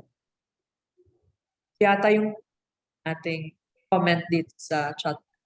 Yeah, what I can say about kamag-anak system, parang it's negative, right? It's negative because the values have changed. The basis of ethical behavior changed. Why? The leader is no longer the traditional leader who is answerable to people. The leader is a politician. If that leader is a panglima, answerable siya, di ba? Sa mga tao. Pero pag politiko, yung nai-elect, democratic election, it does not, I'm sorry to say this, but we have not advanced.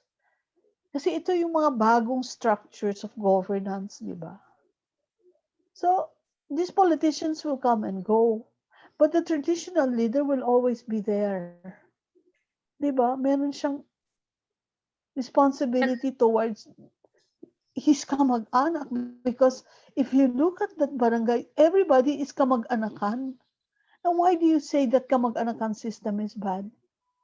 Because the system, the political system of governance has changed. You can buy a vote, but in the traditional panglima, you inherit. And if you are bad leader in the panglima, you can be deposed. The people themselves, the kamag-anak themselves will change you. I think yung gusto nating i-emphasize dito sa formation ng village community ay yung social relations. Yan yata yung natin nakita sa version ng kamag-anak system na sinasabi ng ating, sino bang nagtanong? Si Irvin. Nakikita natin sa lecture ni Chim na the emphasis is, meron kang kub, meron kang kauman, at yung mga cluster of houses ay magkakamag-anak, and that's why they build their houses in together, because meron silang interdependence. Kasi meron silang relasyon bloodkin sila. And so, they depend on each other. Needs, and even for social support. Samantalang yung sinasabi ng ating, this is a different anak system of. So wala na yung nakikita nating traditional na value, paano nabuo sa village community na meron kang cluster of households want to live together because they want to support and cement social relations. I hope we answered the question, Ma'am Chip. They can find out once they do their field work. Your field work. Yeah. So we'll go to the next slide. Let's Okay wait. pa ba kayo? Yeah, but maybe they. Oh, Erwin, sige. Yes, Erwin. Yeah, thanks po. I agree with the answers. Medyo mahina lang po kasi ang aming connection ngayon sa internet. We are having this data connectivity sa area for doing field work po. So napansin ko lang po kasi doon kanina sa clan system may mga nabisita akong area sa Mindanao na ganun pa rin yung formation ng kanilang centers, from the barangay halls to the municipios, then the provincial capitals, na parang ito yung nag-originate yung mga ganitong system na itinatayo nila yung mga yon sa kanilang mga center ng clan. Halimbawa, kung malaki yung clan mo, yun yung higher ang chance na magkaroon ng political power dun sa isang area, because mas malalaki yung buboto sa iyo na number. Parang ganun po. Na kung saan ito, pinag-usapan natin kanina yung from both from village community na dun yung nabuo yung itong from barangay to kamag-anak system down to ngayon, village to the barangay level. So which is may pa rin, historical pa rin dun sa ganong areas, from the sultanate to the barangay system ng areas na kung saan itong mga ganitong political system and other system na nabubuo is still from within, dun sa barangay or community level pa rin nag-uumpisa yung mga ganitong na namana yung system kung baga na yun. Yun lang po. Pero Erwin, alam mo, ipinatong lang yun yung governance type na yun, yung hierarchy ng administration from local government all the way to the national government. Pero wala na yung ethical behavior na kasama doon. No? So na-adapt lang nila ma'am, kumbaga Hindi, yung ganoon, yung kung pinatong nila. Apo, Ipinatong lang. Sige, i-recognize sa kanila. kitang town. Ang Sitangkay is a municipality. And a municipality consists of barangays, di ba? The smallest Okay, ma'am. political unit. I hope you read my article. No? I explained it there how it evolved. No? From the American colonial period to the present. Para bakit naging barangay na siya o naging town na siya, naging munisipyo siya. You can find it there. Yes, ma'am. Thank you po. Okay. Meron pang comment sa chat box?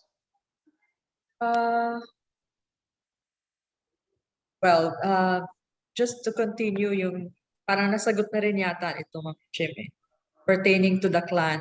As it gets bigger, then there's the chance of getting more power and controlling the political system. Hindi siya lumalaki eh. Parang hindi siya siguro tingnan natin kung paano lumaki yan. Siguro ang magiging case study natin yung Tausug, yung Sultanate. Kasi alliances yan eh. You marry. You see? How can you have that much power? How can you be a sultan? Diba? You know, our sultan is related to the Sultan of Brunei. Sulaiman, the Raja of Manila is related to the Brunei Sultan. It's related to the royal family in these places. No? Why? Because, unang-una, they want to have stable trade. Alliances. Okay, I will send my daughter to you, Sultan Bulkiah. You marry your son to my daughter. Simentado na, di ba? Ay, yung mga offspring nun, di related na siya sa dalawa. Ganyan lumalaki. You marry off your offspring to create alliances. No? Maraming ganyang studies sa Southeast Asia. No? Maraming ganyang studies. Ang Tausug, the same. No? I have relations with the Sultan of Sulu and the Sultan of Brunei. Because my family has a Sarsila.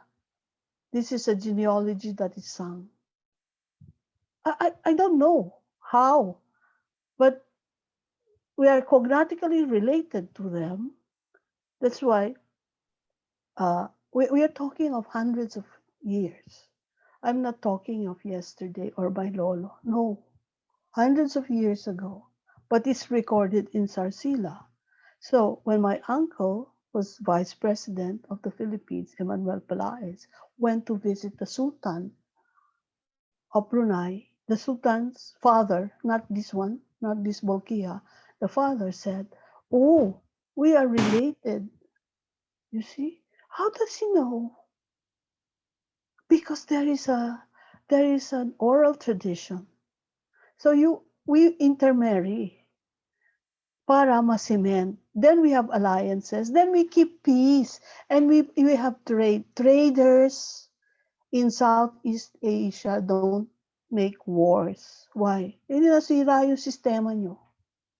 But what happened in Southeast Asia? The colonialists came in and destroyed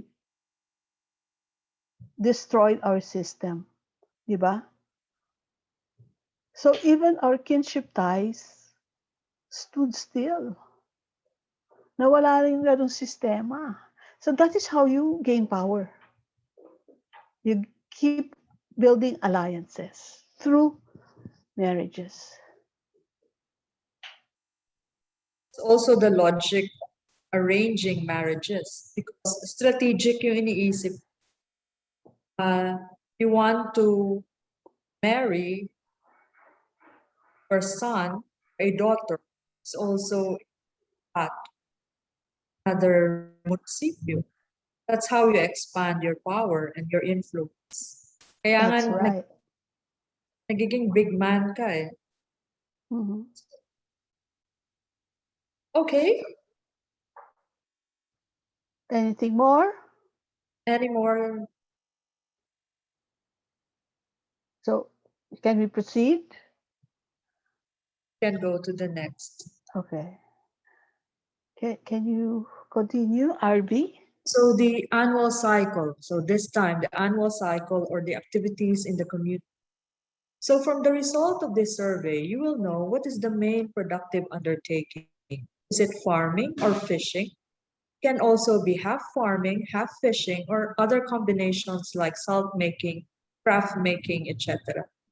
For a general view, you can make an annual calendar by asking, when is fishing season, farming season, craft making? What else happens during this period when it is habagat, when it is amihan, during Easterlies? 1 or 2 key informants is for a preliminary study. So we focus now on the annual cycle and into livelihood or subsistence activities of village community we are studying. Let us always remember na when our communities, our village communities have livelihoods or they have varied means of subsistence. Kaya nga, even if we think, farming siguro dito kasi may bundok, then they also fish in the rivers. And kung kailan nangyayari yan. And so, alam natin na yung ating fishing communities, they also have activities related to farming. So, we into these activities of people by looking at the result of our survey. And mahalaga na when we are nagtatagal din tayo sa mga communities na inaaral natin. Kasi nga gusto nating maintindihan site. So that's why it takes some bago na sabi already have that thick description and can really write in greater ano talaga yung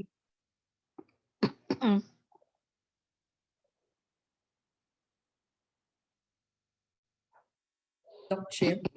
Yeah. Yes. Okay. Yeah. So we need to find out how to make this data available to us. Okay.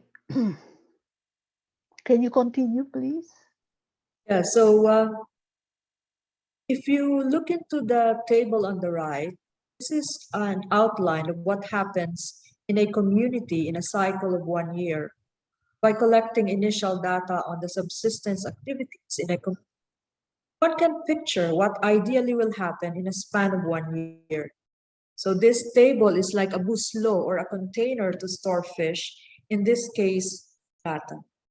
By doing this, you have an image of what you're going to describe. It is a guide to help you imagine. So what does it contain? So looking at the annual fishing activities in Gabi, and this is in Isla Gigantes Sur, you look into the months of the year. So you can plot that. Kailan ba nag-uumpisa ang kanilang fishing season? Pag meron ka ng habagat or at the onset of habagat, sa south or yung southwest monsoon, nag-uumpisa siya sa Mayo, no? Until titingnan natin kasi meron tayong na-plot dito na hanggang November. And so pwede rin nating tanungin sila, kailan naman nagsishift ating fishing season? Kasi nag-iba na yung hangin. So yung amihan begins February until June. So pwede natin silang tanungin, ano ba yung weather conditions? Bakit natin sinasabi na habagat na, amihan na? Meron bang naiiba sa hangin? Pwede ba nating i-describe kung anong hangin meron? Ano naman yung nangyayari sa dagat? Ano yung tsura ng ating mga waves? And dahil sa pag-iba ng ating fishing season, pwede rin natin silang tanungin, ano yung fishing activities na suitable? Pag yung hangin ay habagat, ano naman yung mga ginagawa natin? Klaseng fishing gears ang ginagamit natin pag dumating na yung amihan. So marami na tayong collect na information. Marami tayong ilalagay sa ating slope just by using this table, the annual fishing activities in Gabi, or this is the annual action cycle. This time applied sa ating fishing communities. So may mga nakikita tayo ditong mga kinds of fishing activities that they pamakas. Pakas is drying, fish drying. Pag sinabi natin pamaon, ang paon ay bait. Ang sinsay naman, ito yung inaayos or minimend natin yung nets. So, pag tinitingnan natin ang isang fishing community or fishing village community, these are some of the things that we ask from our fishers. And please don't forget to include women kasi meron din silang sariling mga activities in contribution fish capture. Sa ginawang ethnography ni Doc Chim, meron siyang na-identify na categories ng fisher. May mga pangayaw, ito yung mga seasonal natin na fishers na dayo, at meron tayong tuman. So ito talaga sila yung mangingisda local residents. And yung dynamics ng relasyon ng ayaw at tumandok fishers, actually, sad yung ating fishing technology kasi merong nangyayaring technology sharing. And ito yung mga kailangan nating tingnan para makuha natin yung kabuuan at yung mas malalim na description or mas thicker na description ng isang annual production cycle. Siguro ang ating mga participants can ask them to imagine, balik kayo sa inyong mga communities. Meron ba kayong mga napansin na mga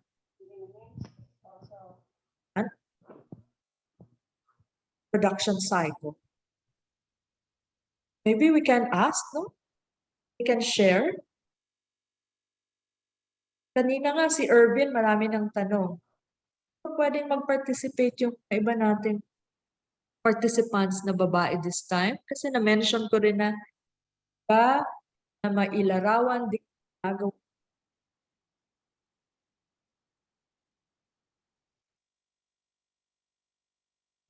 Ma'am, pakiulit daw po nung tanong sa chat box po at medyo po kasi mahina po yung connection. The question is, meron ba kayong pwedeng ma-share na mga activities, subsistence activities na gusto ninyong tingnan at pag-aralan? At as an example, production cycle. Thank you.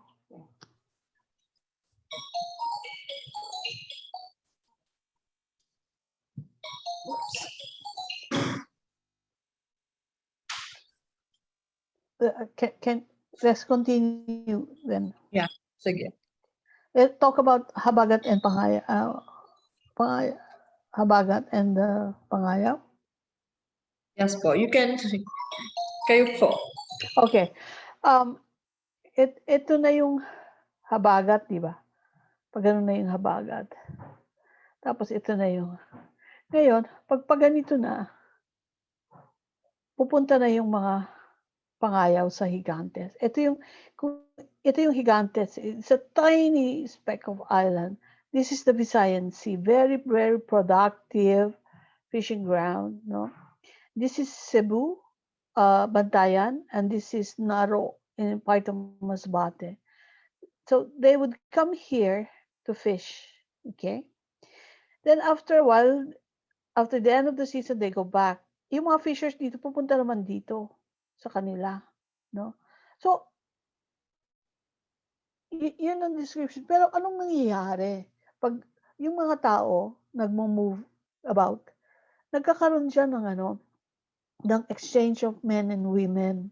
So, some women from Naro marries men would marry a man in Gigante here, and then some Gigante people will marry maybe people from Bantayan, no, here. And well, this is just an example of the Pangayaw who would go to Gigantes. So, maraming implications yung movement of people. No? There's trade, there's exchange of technology, introduction of new fishing gears, kinship relations, alliances, no? And extension of trade network. Yan. Okay, now, can you continue the... Ito, Arve, can you continue the other activities? I can't hear you. Yeah, sige po. So this way of tracking events can guide the researcher what to ask further to enrich data. Researcher can also prepare what to do for, say, the dry season when the fiesta comes, documenting the festival, among others. So fishing activities of the beginning May until the third week of December. Ito yung kitang, panglagaw. Mga klaseng isda po ito. Lagaw is besugo siguro sa ibang lugar. Palubog is a fishing gear from May to April. Sinabi mong kasag, so kasag is crab. And again, is a kind of fishing gear. Ang lukon is It's a line with jigger. pero ang it's a fishing gear, pero ang lukon is prawn. That's It's a lure. It's a fake lure. Yeah. So pundasyon, It's fish shelter. and panipay. Panipay. So ang farming activities naman sa fiesta at the end of May, panggas. So when you say nagpanggas ka, so panguma, well, the general term for farming, and ang first crop is in October. Tapos again, after nag-harvest ka, magpanggas ka ulit. So you sow again. And the end of November is again panguma. So, and then you have your second crop ani in February. But it's important that you use the table to plot the activities so you can have a detailed description of the fishing methods as well as the farming activities on a monthly. Okay. Now, you just have keywords here. We give you a list of what happens when you go fishing, what happens when you go farming. I really think that you can write more than 20 pages of description just using this as a guide. When you talk about kitang, you describe what kitang is all about. No? How do you fish with kitang? What are your tools? When do you go out? When do you come back? What are the things that you, diba? What are the things? And what are your beliefs when you see something like this? How do you go to, ang dami, diba? So mapupuno na yung iyong libro. You see, so this is just a buslo, no? What you put it in your container. Your container is your map, is your table. It will guide you on how to write, what to write and there is a chronological or seasonality of what you are saying, so people can follow. See, so that's why you have these tools. That this is like a database for you to follow. Ano bang ginagawa? Ito yung major activities kasi eh. These are the major activities that is in a small community, no? In a small community. Um, you can go into the details of this, what happens in the fiesta, who is the yung patron of the fiesta, how is this patron circulated, diba? Merong usually sponsor of the fiesta, siya yung magdidress ng santo o mag-aayos ng chapel. Oh, we're talking about local community here. It's not indigenous people. We're talking about local community, lowland, coastal community. Okay? So there's fishing, farming. Ang dami na, di ba? Kasi, paano ko ba isusulat yung fishing? Paano ko ba isusulat? Saan ba ako magsisimula? The best way is you start with a season. Ano ang nangyayari? That's your guide, no? But there's also an important, very important sense of time. Yan. Arve, this is your forte. Well, not really.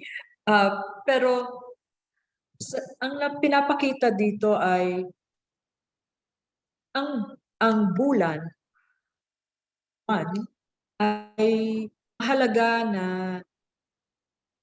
palatandaan sa ating mga mangingisda. Yung aking sa undergraduate thesis, yung lunar cycle becomes a predictor for good catch and poor catch. Alam niya ng mangingisda na ayaay. Kaya hindi siya mag-e-expect na marami siyang makukuha isda. Pero pag bato, alam niya na abundant catch niya. At tinitingnan niya lang yung buwan. Alam niya na ito yung magandang time to go fishing. So, ang mga detalye na makikita natin dito, pwede rin nating itanong sa mga mangingisda. Kasi meron nga silang mga terms anak bulan, saharibulan, paribulan, haribulan, merong pangipin bulan. Merong talaku bulan, abase bulan, diyong bulan, and amatay bulan. Sa aking research, so merong mga terms like, of course, the full moon is ugsad, and digong dulong is the new moon.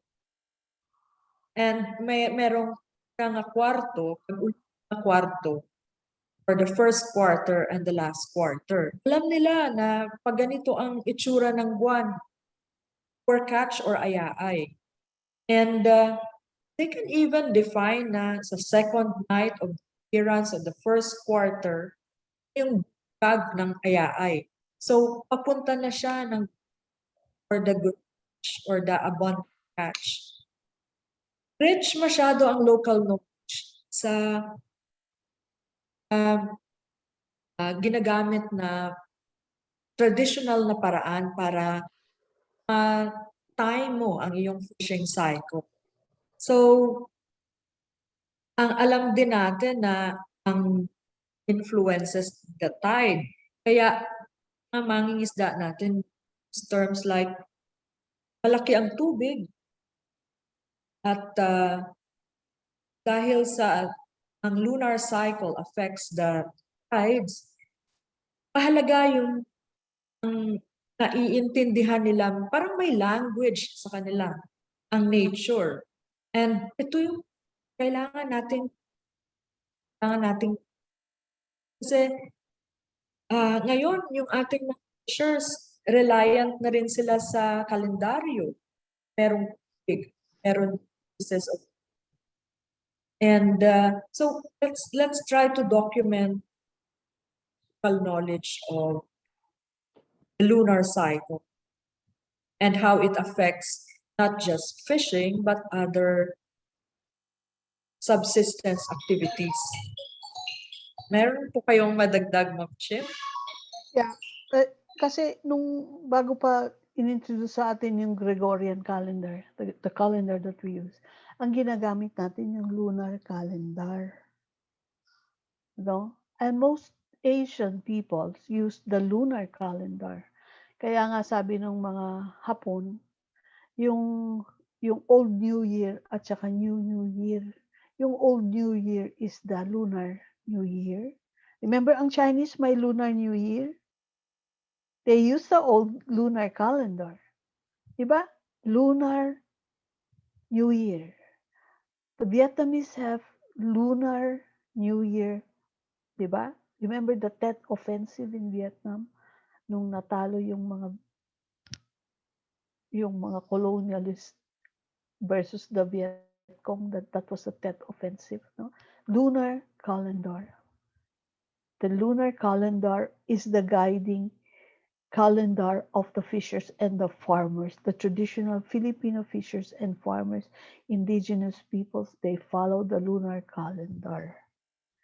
Yan. So, in Quiapo, there is what is called almanaque. This is the almanac. It tells the fishers and the farmers kailan ang mataas ang tubig, mababa ang tubig, bright full moon, madilim, walang buwan, at anong dapat gawin. May mga dapat magtanim na ng ganito, o magpunla ng ganito, o meron na rin Christian, may Christian na rin, at kailangan magdasal kay Santong ganito. May dagdag na, no? So that old almanac still exists, no? And it's based on lunar calendar. Ito, hindi sila conscious na lunar calendar yung sinasabi nila. But if you plot it on the Gregorian calendar, you will notice. No? And if you look at the Chinese, yung mga binibigay na kalendar ng mga inchi, dalawa nakasulat doon, yung alphabet at saka yung Arabic numbers, numeral, di ba? Tapos merong Chinese character, yun ang lunar, yung pula, nakasulat. Kaya iba yung dates doon eh. You try to, then, if you still have a calendar, you ask the lumberyard o yung hardware, dalawa ang information sa kanilang kalendaryo. The lunar calendar and the Gregorian calendar. This is how important it is. And this one I showed you is a Bajau. This is a Sama Bajau, Sama Dilaut lunar calendar. And from this, you can start asking what are their activities from these images alone. No? O pagdating ng full moon, ay naku, ikakasal na dyan si ganito, ganyan. Wala na kaming gagawin. Of course, wala kang magagawa sa full moon. Nakikita ka ng mga isda, hindi sila magpapahuli sa'yo. Kaya, that is the time when they have these activities. The community activity. Walang fishing, walang isda. Kasi dako ang buwan, sabi ng mga Bisaya. Maragul ang bulan. Yan. So this is one guide, a very important guide that we should know. At saka, from here, you can also find belief system by this. Diba pag malaki ang buwan, dito yata lumalabas eh. Diba? Kahit sa Western mythology, folklore, dito lumalabas yung mga spirits or something that we don't want to see. Right? So do you have yung mga members ng do you have knowledge about these phases of the moon? Meron ba? Bakit mayroong place name called Bulan Sorsogon?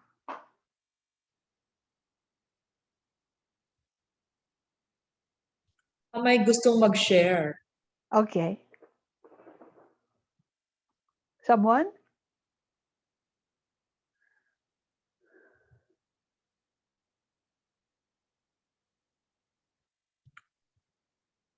Let's move to the next slide, Ma'am Chim. Okay. Can you do this? Mapapansin natin pag nag-aaral tayo sa mga village communities, meron silang referensa other than us beings in a village community. When we ask to write about our village, we are often confronted as to how to integrate our beliefs, as they say, superstitions. All Filipinos believe there are other things other than us. Here is how indigenous locals' knowledge about is perceived as containing seen things. This belief is directly connected to the system of beliefs, especially of our because humans are inexplicably linked to nature, human beings are part of nature. And so there are two examples. Ma'am Chim, you want to share this? The townscape of Maikavi, Samadhi sacred spaces. Okay, okay. Can you go on, Arve? So in Visaya, we say living with Diliman nato, being other than us. So a village community Maikavi was defined by Adrian, landscape student in UP in 2010. So Mom Chim actually asked Adrian draw, so identify the inhabitants of his home beside his fellow humans. And surprisingly, he identified 12 and also established their location. So these are what he presented. Sirena or Shokoy, half human, half fish. Ok-like creature. 3. Manunuk person with bag who catches children. 4. Pende dwarf. 5. Tikbalang, half man, half horse. 6. Mangkulam, sorcerer. 7. Half half. 8. Albulario, native. 9. Encanto, fairy. 10. Capre, giant with large tobacco. 11. Aswang, and 12. Certain times of the day, human beings cannot pass through their territories or a trespasser or could be harmed, This is where the services of sa Hiligaynon, we have Taglugar, and also related to the notion of Taglugar is Mariit. So these are places that are dangerous because there are unseen beings around. I remember part of my graduate thesis was to identify the Mariit, where I asked my informant to identify the Mariit places at kung ano. So this it's similar to what Adrian actually. So we can also do the same, no? I think this is still a part of local knowledge, and especially because we know na ang environment, natural environment, tao ang meron, there are beings other than us. Yeah, and also maybe land use is, this is a form of land use, no? You are sharing land use with things that are, but taglugar, di ba? Taglugar. Sila yung taga dun no? In anthropology, we say the founders, there is a concept called founders cult, no? Founder cult, C-U-L-T. This gives us an idea on why we perform rituals. Why? Unang-una, teka muna yung tabi-tabi, di ba? Pag bago ka dun sa lugar, nagsasabi kang, makikiraan po, tabi-tabi, apo, di ba? Apo, makikiraan kami. When you go to, especially the mariit, the dangerous places, which are also sacred places in some parts, no? Kasi, yung founders cult, ang sinasabi nun, meron nang nauna sa atin bago pa tayo dumating dyan sa lugar na yan. May taglugar na. So you acknowledge them. you acknowledge them. You do what? What do you do during harvest? Di ba may fiesta ka? Nagpapasalamat ka eh. Then you show, you acknowledge the original dwellers of the place. Bago ka magtanim, may halad ka, may offering ka. Kasi nagpanabi ka na, naku, baka tinatamaan na namin yung mga lugar ninyo, hindi namin ito sinasadya. Or else you really get sick. Ewan ko kung naniniwala kayo, pero sasabihin ng nanay, naku, saan ka na naman ang galing? Bakit ganyan ka ngayon? Mahina ka, ganyan. Naku, siguro napunta ka sa ganitong lugar, ganito. Sinabi ko sa iyo, pag 3:00 ng hapon, huwag kang pumunta doon. No? Perhaps our ancestors told us what conservation is, how to deal with nature. But this is what we believe. We never question. But we know na meron pang iba dyan. Diba? Lalo na kung mag-isa ka lang naglalakad. Ako, pasensya na kuya, dadaan lang kami, dadaan lang ako. Diba? Palagi kang Ngayon, some of these places where they are said to be sacred or inhabited or possessed, owned by Diliman or Taglugar, have special meanings. No? It's a place where you should perform a certain dance. For instance, among the Tawi-Tawi Bajau, no? Every 3 years, you should perform this. You should offer this food. Ito na yung big man, no? Yung obligation mo to the community. You should share your food and do music and acknowledge the presence of these beings that are not like us. And so you don't see them, but they're very important to the community. Yan. Ngayon, yung mga pangayaw, yung mga dumadaan lang dyan, hindi nila masyadong alam kung nasaan yon. Kaya, pinagsasabihan sila ng mga tumandok, yung mga taga doon talaga. Na, oy, wag ka masyadong mag-ano dyan, ha? Minsan, joke lang eh. Joke. Di ba? Oo, baka maligaw ka sa ganito, pagdating mo, naglalakad ka ng patiwarik, yung mga gano'n na may kanto dyan. Yan. Ma'am, can I share? Sure. Sure. Common po kasi sa amin, dati po nung mga bata pa kami, even now, ginagamit namin siya pantakot na din sa mga anak namin. And then kapatid, yung taong lipod po, ma'am. Which Taong lipod. Tao lipod. Yes po, ma'am. Okay. Sa Albay po, ganun po. Oo. 6 p.m. bawal ka nang lumabas. Kasi sabi ng magulang namin, matatamaan mo yung mga taong lipod.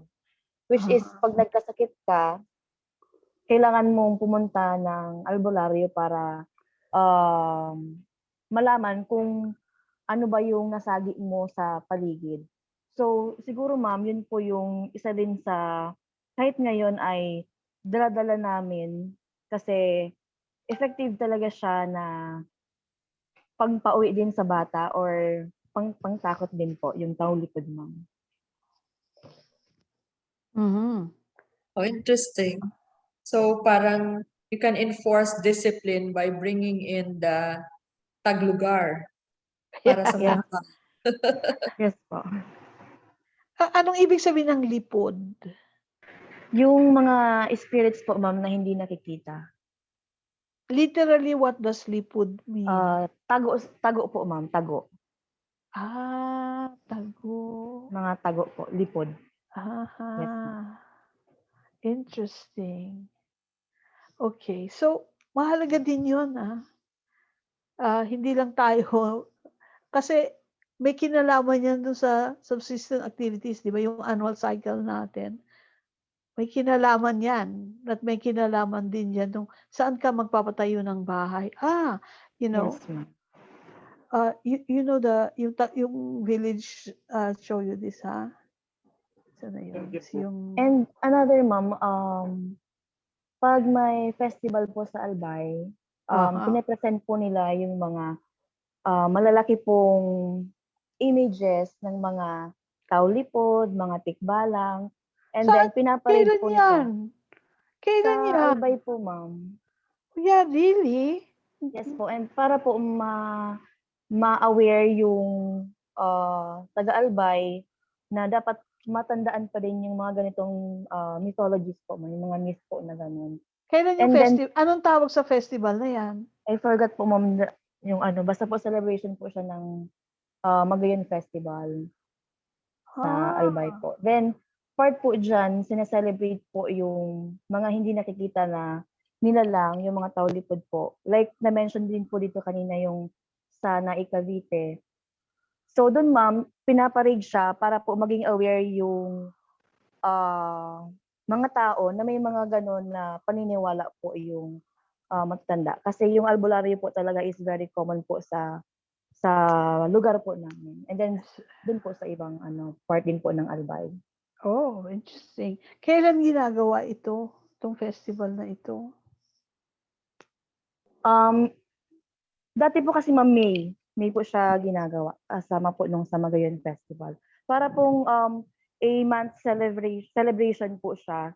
Then every municipality po nagre-represent po ng common na representation po ng mga, say for example, mga hindi nakikita na ang tawag nito, ng mga spirito po dyan sa paligid. Oh, that's very interesting. Siguro may mga litrato kayo, ano? Yes po, ma'am. And then, talaga pong malalaki po yung pine-present po nila. Wow. Tingnan mo, hindi man lang sinasabi yan sa sa tourism campaign. It's a Actually, big cultural festival ba siya? Yung Magayon Festival po, ma'am, yes po. See, Pero po ito po kasi, it's ma'am, part na... of a larger festival. Yes po. Ano lang po ito, ma'am, siguro ko po, siguro po mga recent pa lang po siya. Mga 3 years pa lang po. Yes po. Okay. Even po yung tambaluslos na tawag. Yan po. So, Ano common... yung tambaluslos? Ay, sorry po. Ibalong festival pala. Yan po. Sorry, Merong ma'am. Ibalong Festival na sinusulat sa chat box. Is there Ibalong Festival? Yes po. Ibalong festival na, ma'am. So, basta po, ma'am, marami po dyan na representations po pag na pinaparade po, ma'am. Yeah. Well, I wanted to share something like, ito yung plant village, di ba? Ito mga green na mangrove ito. Ang layo sa bahay. Sabi ko, bakit wala kayong mga puno o yung sabihin mga mangrove? Yung mga yung mga samabangi, ayaw nilang may mga mangrove. Gusto nila clear. Kasi dito daw nagtatago yung mga yung mga diliingon nato. Diyan sila nagtatago. Kaya ayaw nila, gusto nila clear. Diba? Iba kasi yung nila, ecosystem, di ba? Meron bang puno sa dagat? Dahil mas madagat sila kesa dito sa malapit sa mangrove. So mangrove is a scary place. It's inhabited by diliingon nato, di ba? So, yun. Where is that? And then, you see, it's not only that you find them on land. Ito yung mga mga reefs. Mga reefs yan. Sitangkay is a tiny island there. Ito mga reefs. At dito sa mga pulang ito mga sacred places. Tempat, no? Tempat ang tawag sa kanila. Yan. Pag dinesecrate mo yan, magkakasakit ka rin. So, kailangan mo yung albularyo na ang tawag gin na mag-heal sa'yo. Ngayon, hindi lahat ng nangingisda alam mo may mga sacred places. Ang nakakalam dyan yung gin. Pag nagkasakit ka sasabihin, saan ka ba nagpunta? Nagpunta ako sa ganito. Ay, nako, meron dyan ganito. So, may mga pangalan yung mga yan. I made a table here. Here, I put a table here and refer to it, like for instance, Kananugan Reef near Malamanok Island, Kamanugan Reef, Gusong Rakmatula. So that is the place name, That's the place name. Gusut Barakat. Okay. Those are Gusong, no? Gusong, Reef, no? Gusong. Then,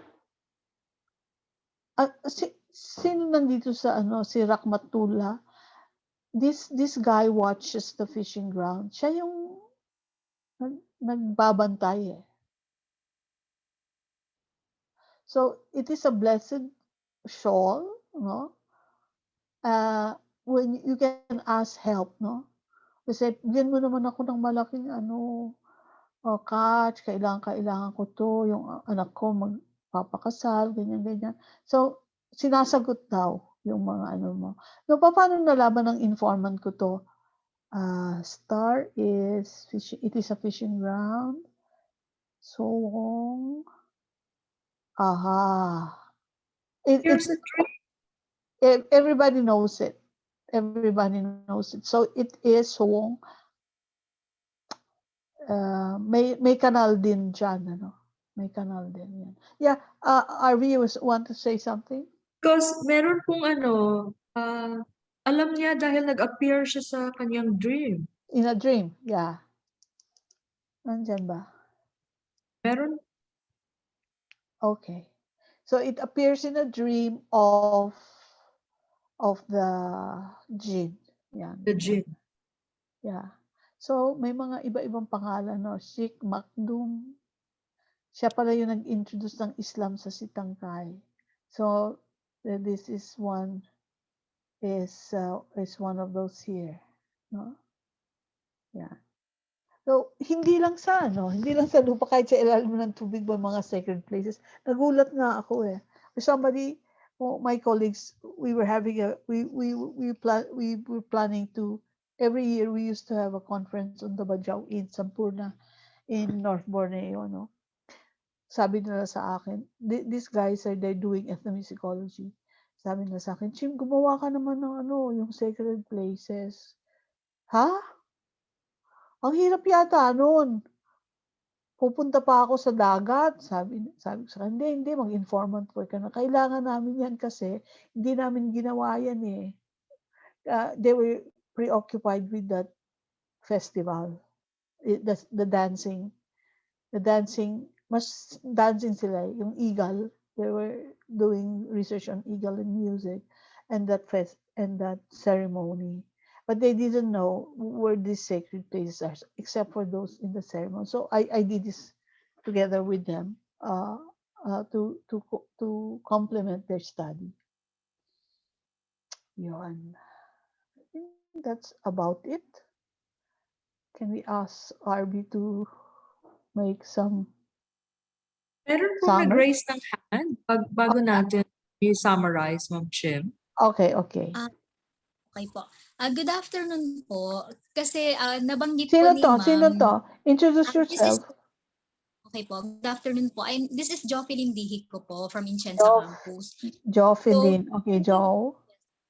So, napag-uusapan po kasi kanina na kumbaga yung kanilang mga houses ay malayo sa mangrove area. So, with such belief po na doon na namamahay ang mga engkanto. So, I just wonder on how do they utilize their mangrove areas po?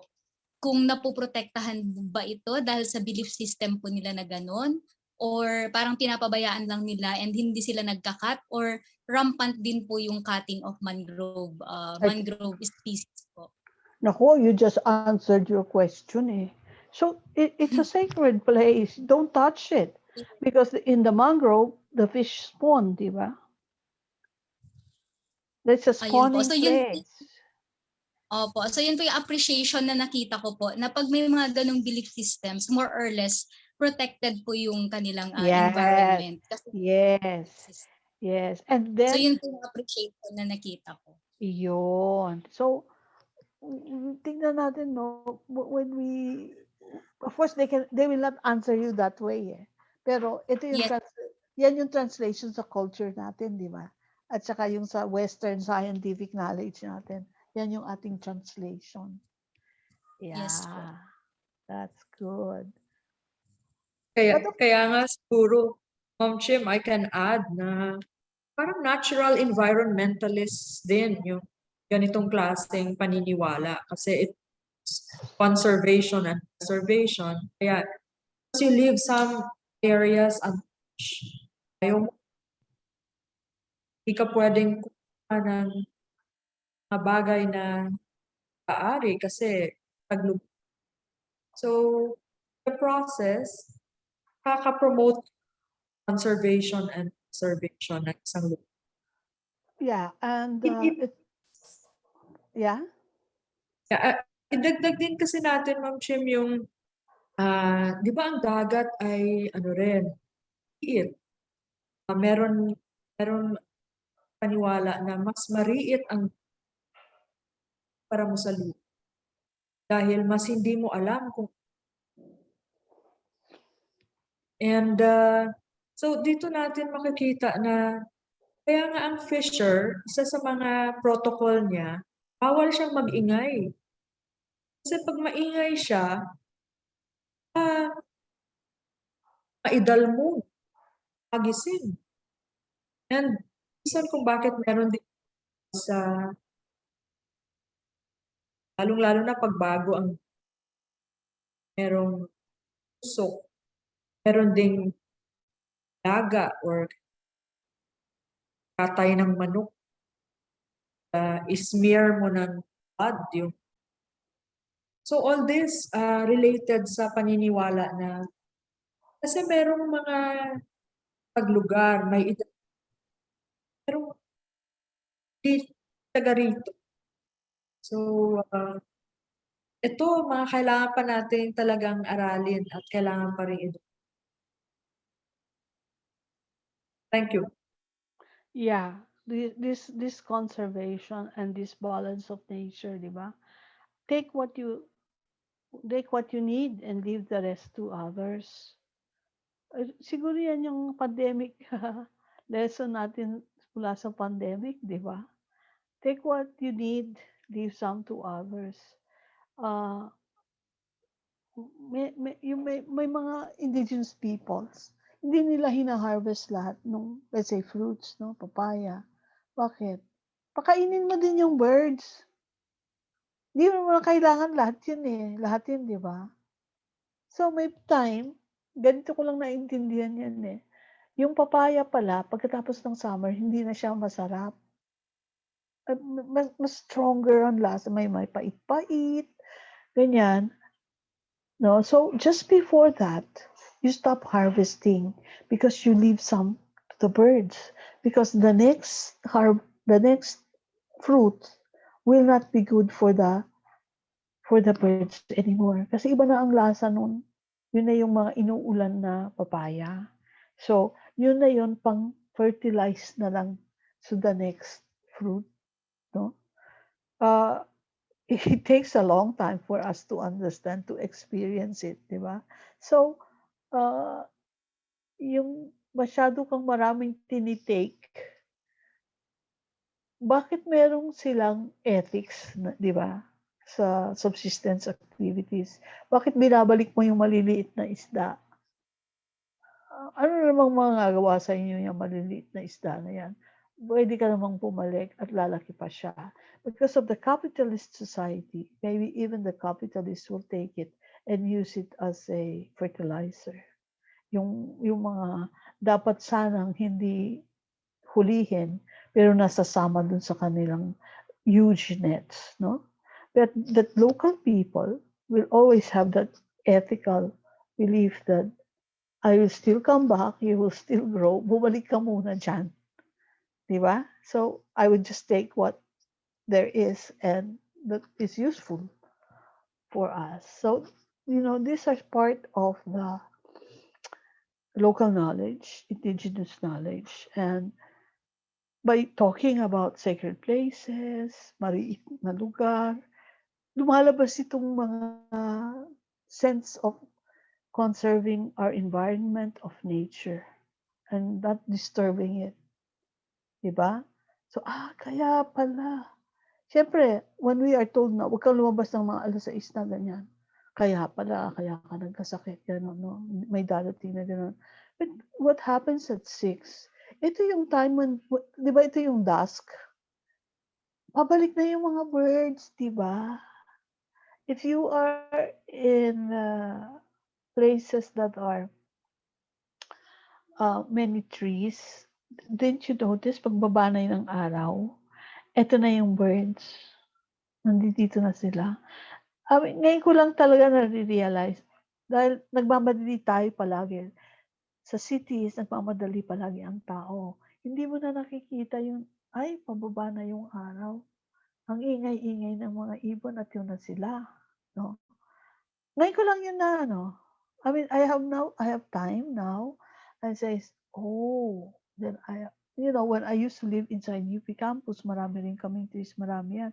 Pero, sa dami kong ginagawa at sinusulat pa, hindi mo na na-observe. But because of pandemic, it slowed us down and we tend to appreciate, kaya pala. At maraming bagay na sinasabi ng magulang natin, do this, do that, and we now understand what it is. It's the same as doing field work. Our informants will never answer you why. Yung mahirap sagutin yung why, bakit? Di ba? Tanong bakit? Sometimes you don't ask that anymore. You can connect stories and find out. Then you can say, kasi ganito ba yun?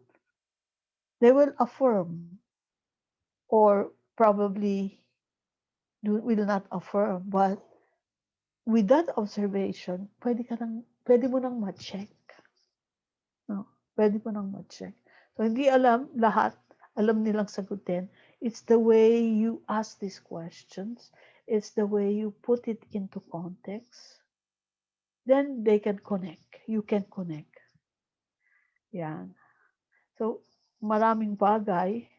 Pero yung sinasabi namin dito ay we provide you with the busdo. Paano mo bibigyan ng shape yung busdo na yan.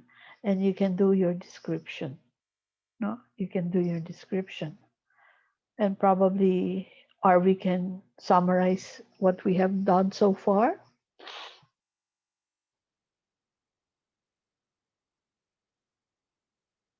Arve. Yes, I Mom can- Chip. So in writing culture, it's important that we have a recording and analysis. The recording can come in the form of interview, key informant.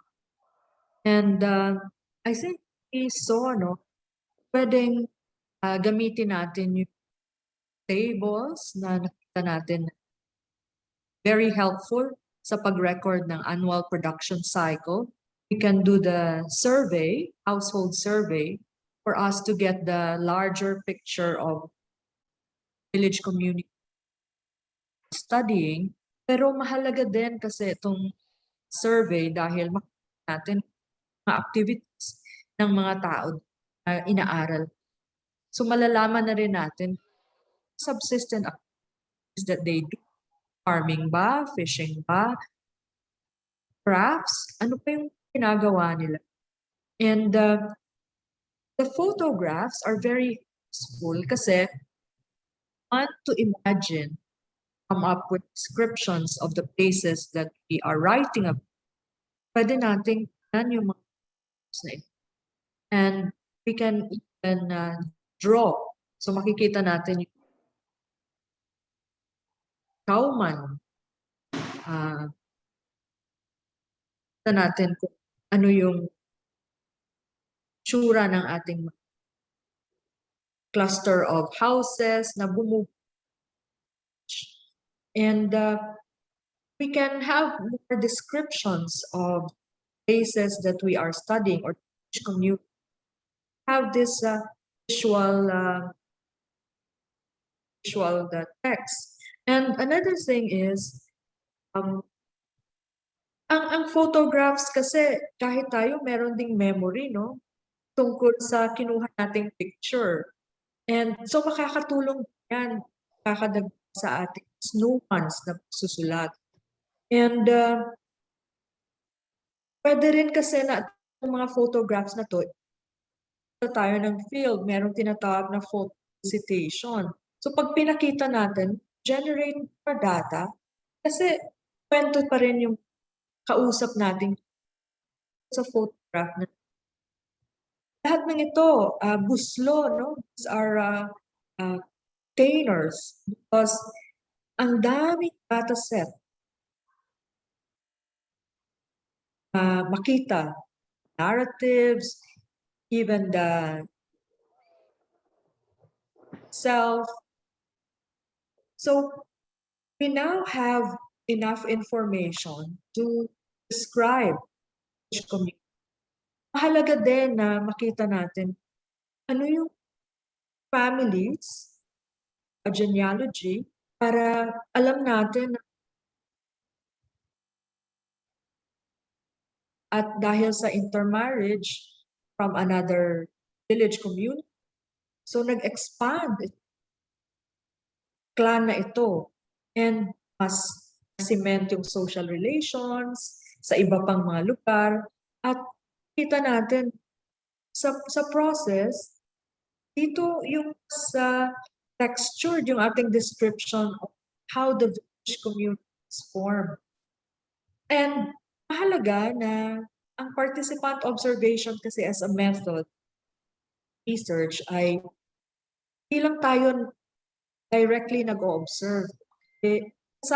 Kasama tayo pamuhay sa mga tao ating naaral.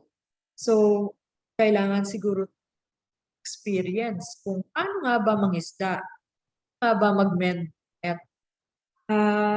ano kaya yung mga preparations na kailangan gawin bago isda, or kung ikaw man ay sa mga farming communities.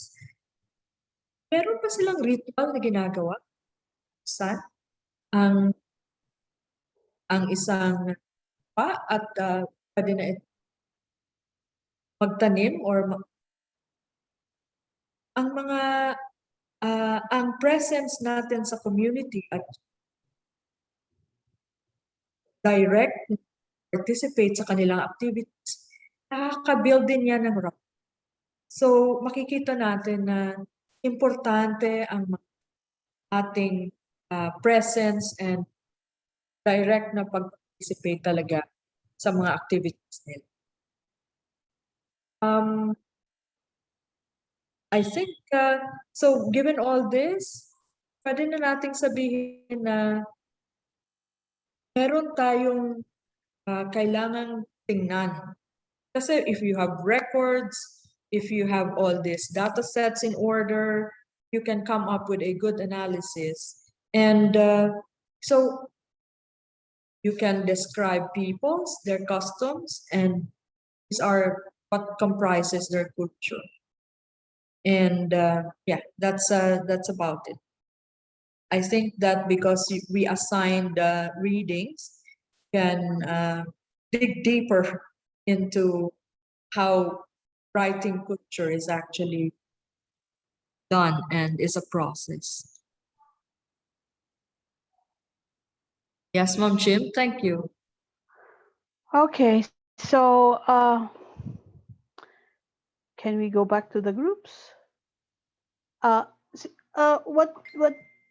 Maybe what we want you to do is you choose any of the slides and you read the things that we want you to read, yung groups na yon, integrate it, and then you do your own field work or based on your knowledge. Ano ba? Is it clear? Arve? Yes, Mom Jim. So halimbawa, no? Let's look at this. Halimbawa. No, let's go first to the groups. So do you remember? I think I sent this to the Google file, so you know who are with you. you can do the assignment together. It's a group assignment. It's not individual, no. It's a group assignment, and maybe you can discuss it together. Now, I want you to say maybe something like this. Can you make something like this in your community, a small community? I don't know if you can already go out or depende kung anong baka mas madali yung mga calendar because you can just ask, no? Itong what are the activities? You choose a barrio, a small one, no? You choose a barrio and you can probably do something like this, no? Or you can do something like this, and what are its associated beliefs? You can do something like this, no? But most of all, I think what is important is defining the village community, no? So that survey, you can also do a survey. You can do a survey and describe that community. It should not be more than 5 pages, 1.5 spaces times Roman. So about 5 pages, no? Excluding the illustration. You use illustrations as much as possible. Klaro ba yun, Arve? Okay. Very clear naman yung instruction natin. So, just to reiterate, pwede silang pumili na aling buslo ang gusto ninyong isagutin. Yeah, the data set, di ba? Oo. Saan buslo? Anong buslo ang gagawin ninyo? Ito Yes. ba? You know, this is also interesting. Base your annual calendar. Ilang buwan ba yung isang taon? 12. Hindi, yung sa lunar. Ilang days lang, di ba? 28? Iba ibang style. But anyway, this can be a basis. No? And this can also be the basis. Yan. Or you can do a survey, a household survey, and come up with relations of people in the community. Yan. Pero Ma'am Chim, baka pwede tayong mag-suggest na sa Ibalong Festival nila, yung mga palipod na represent. Tao lipod. Taong lipod, oo. Kasi parang hindi ko pa alam yan. Or Oo baka nga. kailangan nating description. Yeah. Saan sila nakatira? Ngayon, pinaparada na sila pero di ba, taong palipod sila? Oo. Maybe one Nakatago. group can work on. Yeah, a group can do that. At saka, siguro yung tourism office merong files ng photograph Para Kasi, meron tayo. Oo. That could be part of the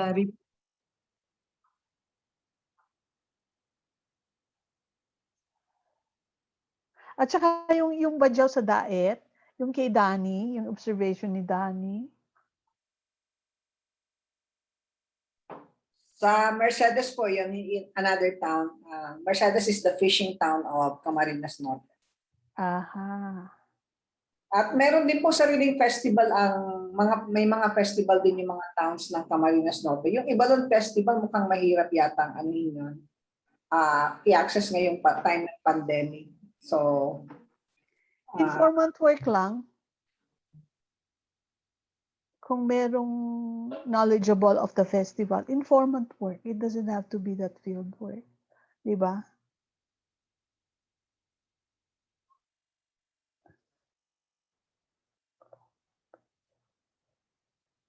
Yeah. Is there any question?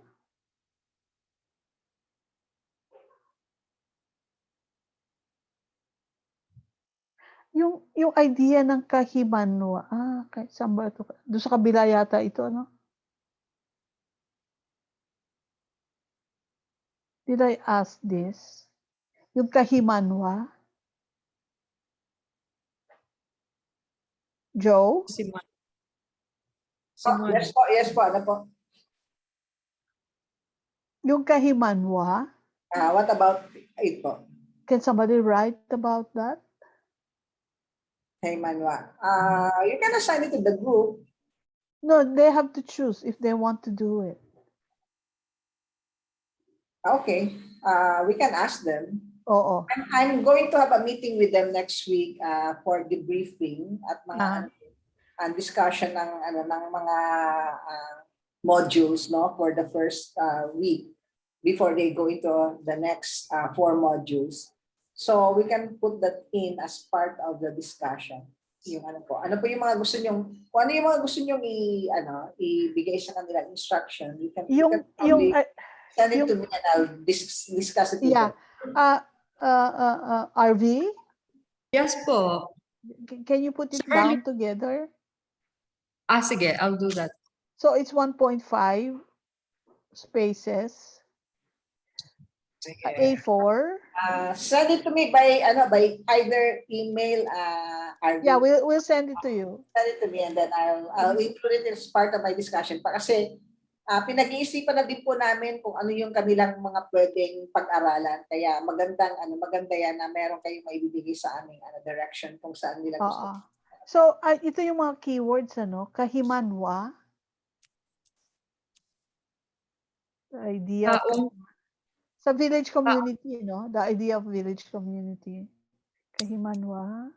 Tapos yung Bajaw, the seasonality of the visits of the Bajaw. Tao lipod.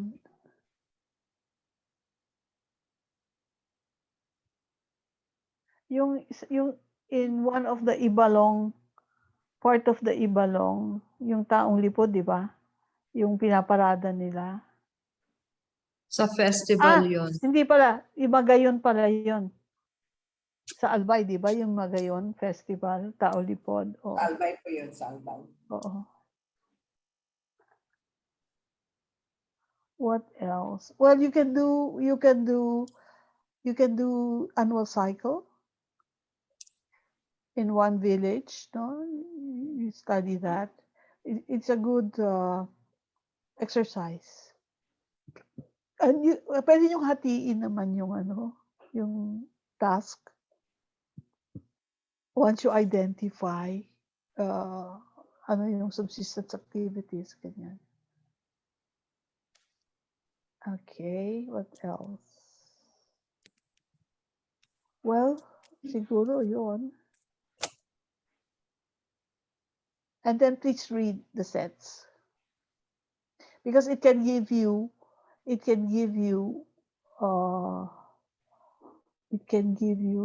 an inspiration on how to do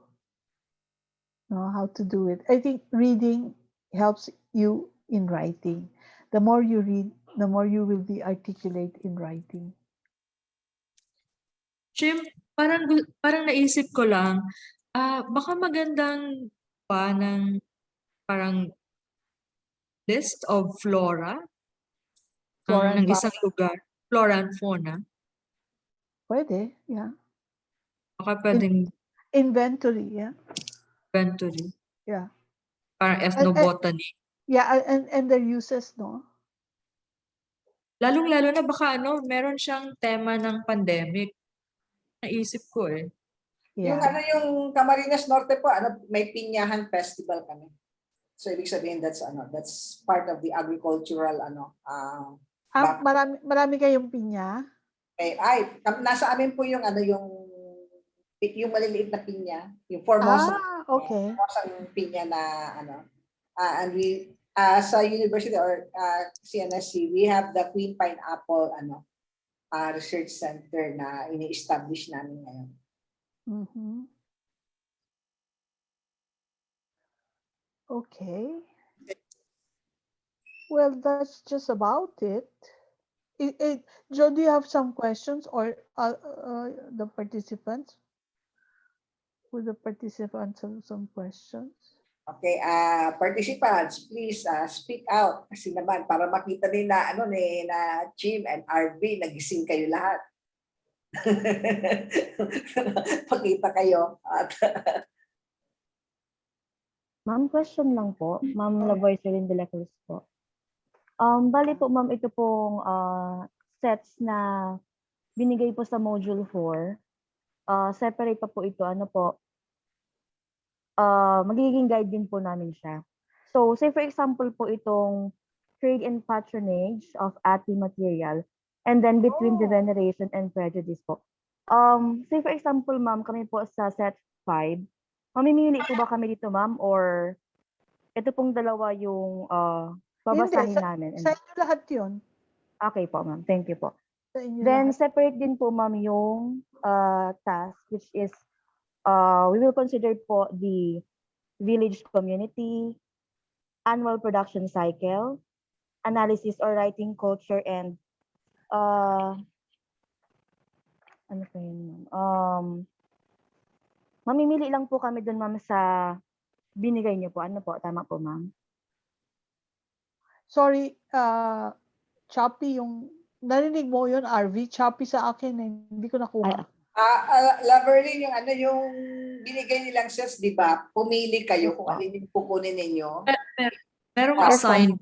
Meron kayong pinili kasi we put up a Google form wherein you chose kung saan grupo kayo. And then there were people who didn't choose anything, and therefore those are the people we assigned to the different groups na kulat pa yung pumili. So now you go to those sets, you're supposed to read all the readings there and be able to discuss with each other kung ano yung inyong mga observations dun sa article na yon. And then listening to Chim here, you should be able to relate that yung mga readings kasi nire-relate nila ito yung input, no? Ganyan yung kasi ito yung tinatawag nating adult pedagogy ng UP, no? Na you read and then you listen to the lecture and then you assimilate it and then discuss among yourselves and then do the assignment. So, ganun yung natin, yung process natin. Yes, ma'am. And I didn't explain it na yung part of that directed learning, independent learning, and the application of the learning. So, yung pagpunta natin sa village and looking at the flora and fauna festivals, that would be the application. No? Pag natin i-apply yung sinabi ni Doc Chim. Doc Chim is one of the best anthropologists dito sa Pilipinas. Swerte tayo, nakuha natin siya at nag-volunteer siya sa atin. She's a full professor sa UP. At isa siya sa pinakamagagaling na sumulat sa mga anthropologists natin. Kita mo naman, sa sobrang dami ng mga sinulat niya, di ba? Umaapaw. Yes, ma'am. Yung sa set 5 po. Yes po. So I want you all to learn from one of the best anthropologists perhaps of the country, no? Na habang sumasali siya sa atin, no? Yes, and I feel very lucky na Doc Chim volunteered. She was actually the first one to volunteer for this, doing ethnography seminar workshop. And she was also the first one to call for the meeting so that all the other resource persons would be able to know kung ano yung gagawin natin dito sa seminar workshop. And that's the reason why I owe a lot to Doc Chim. Okay. Yes, so ito yung process. Pay attention doon sa kanyang mga pinagsasabi. Read the different sets. Pag nandun ka na sa isang set na yun, concentrate on the set na binigay sa inyo at pinili ninyo. Thank you. Yung kaset ko po kasi, ma'am, pagdating po dun sa naibigay po dyan ni Doc Chim po, naging iba po yung sets namin. Kaya po, natanong ko po kasi po, from set 5 po yung napili ko kasi yun na po yung nabasa ko. Naging po akong set 6. Kaya po, naitanong ko, ma'am, kasi po, yung sa groupings po, syempre, pag nag-collaborate po kami, malinawan po kami kasi nag-iba din po yung groupings namin, ma'am. So, yun lang po yung... mag-usap kayo kung what you... Kung saan kayo interesado, Doc Chim, okay lang ba sa inyo kung saan sila interesado sa set? Pabayaan na lang natin sila? Yeah. Okay. Kasi mas maganda kasing love nila yung topic. Yeah, kung gusto nila yung topic, katulad nung yung pharmacology, ethnopharmacology. Yes. kung interesado sila about folk medicine, flora and fauna. Ayan. Yes. Yes po, ma'am. Thank you very much. Ang nangyari kasi, Doc Ching, ganito, binigyan sila ng 3 choices yata, tapos pag hindi sila pumasok doon sa first choice, nilalagay sila doon sa second choice. Kasi nga, binidistribute yung kanilang response sa Google Form. So now, my dear people of CNSC, you now have the freedom to choose the set you love. Okay? And what is, it's always that we are happy in the things that we're doing. Yun naman ang ano dun yun yung standard dapat siguro na, hindi tayo pinipilit. Nandito tayo kasi gusto nating matuto, gusto nating magkaroon ng alam na bago, at saka gagawin ko to kasi gusto kong gawin ito Happy ako dito, di ba? Kasi kung ayaw mo naman, I have to tell you honestly, oras na, yung kinship chart, naku, hate na hate ko yun. Nung undergrad ako, hate na hate ko yun. Nung nasa graduate school ako, ang dami ko palang makikita rito. Marami pala itong sekreto, maraming information na makukuha mo. But I really hated it. Pag mga kinship chart na, naku, wala akong pakialam dyan. But you see, as you grow older, you mature and appreciate new things. So interesting yung kinship chart, yung pagkakamag-anakan in a village community. Makita mo kung old yung village community, kung magkakamag-anak silang lahat. Yan. Anyway. Hi. Okay. Siguro napatulog namin kayo ni Arve, ano? Parehong boses namin ay bedroom. Pagtulog. Panghele. I think that's it, Joe. Thank you very much. Okay naman. Joe, you're unmuted. You're unmuted. Okay, I was about to call Ma'am Grace, but she's here already. So, sige po. Okay po, thank you very much, Doc Chim and Doc Arve, for that very comprehensive discussion. Actually, we're about to end the seminar, but the collaboration among our faculty researchers is just starting. All right, so allow me now. We don't have question anymore from the chat box po. So we will proceed with, actually po, I do not know if you noticed po, sa ating mga speakers, we have suffered from intermittent power supply. Kanina pa po, nawawalan kami ng connection. But anyway, we were able to make it. So at this point, we'll be having the awarding of certificate to our 2 resource speaker for this afternoon. Allow me to read the citation. Certificate of commendation is awarded to Dr. Maria Arve B. Bañez in grateful recognition of her distinguished and invaluable service rendered as resource person during the Doing Ethnography Seminar Workshop held on July 15-16, 2021, thereby contributing immeasurably to the prestige and success of the event. Given the 16th day of July 2021, signed Director, Verity Bernal Seso 3, OIC President, Director, TED Region 5. Same certificate is awarded to Dr. Cynthia Zayas. All right, thank you very much, Doc Chim and Doc Arve, again from CNSC. So let's check. And also we are still joined by our many UGAT members po. Thank you very much, really, for being with us all throughout this 2-day seminar workshop. May I request everyone to please turn on your video for documentation, please.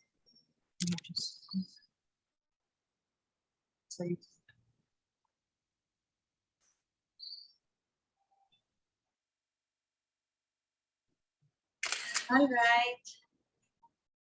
Sandali, yung iba wala pa. Yung iba po, hindi pa. Please, ayan, open lahat ngayon. Excited mag-research? Totoo? Excited po sila, ma'am. Excited mag-research. Ang dami po dyan nahirapan sa connection. Pawala-wala. Alright. Now, 1, 2, 3. Ganda na yung mga smile. Next po. Dalawa lang naman pala. 1, 2. May ilan pong hindi naka-open. 1, 2, 3. Alright. So that's it. Wala na pong question. Although may question po si, ano pa pa. Wala naman na pong question. May mga chat. Okay. Okay po. The evaluation forms are the link to the evaluation form. Please click before you leave the session. Again, my heartfelt thanks to Dr. Ching and Arve for being the resource persons for this session. It's very, very rare that you see anthropologists really presenting their work. Alam mo kasi yung anthropology, we pay attention to the details of communities that most social science researchers tend to neglect, no? Yung mga annual cycles ng mga communities, no? I was a development worker before I became an academic, so I have seen annual cycles, especially in Tayabas, no, sa Quezon. Nakita ko yun na may mga annual cycles talaga yung mga community. And if it's a farming community, ang pinaka-popular yung San Isidro Festival ng Lukban sa Tayabas, no? Makikita niyo may mga festival sila sa May. So, I want you to take a look. Remember na bawat bayan dito sa Camarines Norte, meron tayong ganun. May ipinagdiriwang ang bayan. And that is always related to the center of economic history ng isang bayan. Kaya ang Mercedes sigurado definitely may mga may mga fishing festivals yan kasi nandun sila sa malapit sa dagat, no? And at the same time, yung daet na yung pinya, yung labo ganun din, meron big festival ang labo. So, researchers, this is your time to think of those things, yung festivals. And we will be meeting next week. I will be announcing the day and time of the meeting. And we will be talking about this more in depth. Yung mga sinadjust ni si Doc Chim, ipapadala niya sa akin yung lahat ng binanggit niya at na possible topics for research, and then we'll talk about it next week. Again, maraming salamat, Arve, Doc Chim, and all the other UGAT members who are present. You are still present dito sa ating meeting na to sa Zoom webinar. Maraming salamat po. Taos-puso po nagpapasalamat ang CNSC and soon to be University of Camarines Norte. Thank you all. Thank Once you. again, thank you po, UGAT, the Anthropological Association of the Philippines. So thank you so much. And of course, to all our participants, thank you so much. Keep safe, everyone, and God bless. Thank you po. Thank you. Bye po. Thank you. Bye. Bye-bye.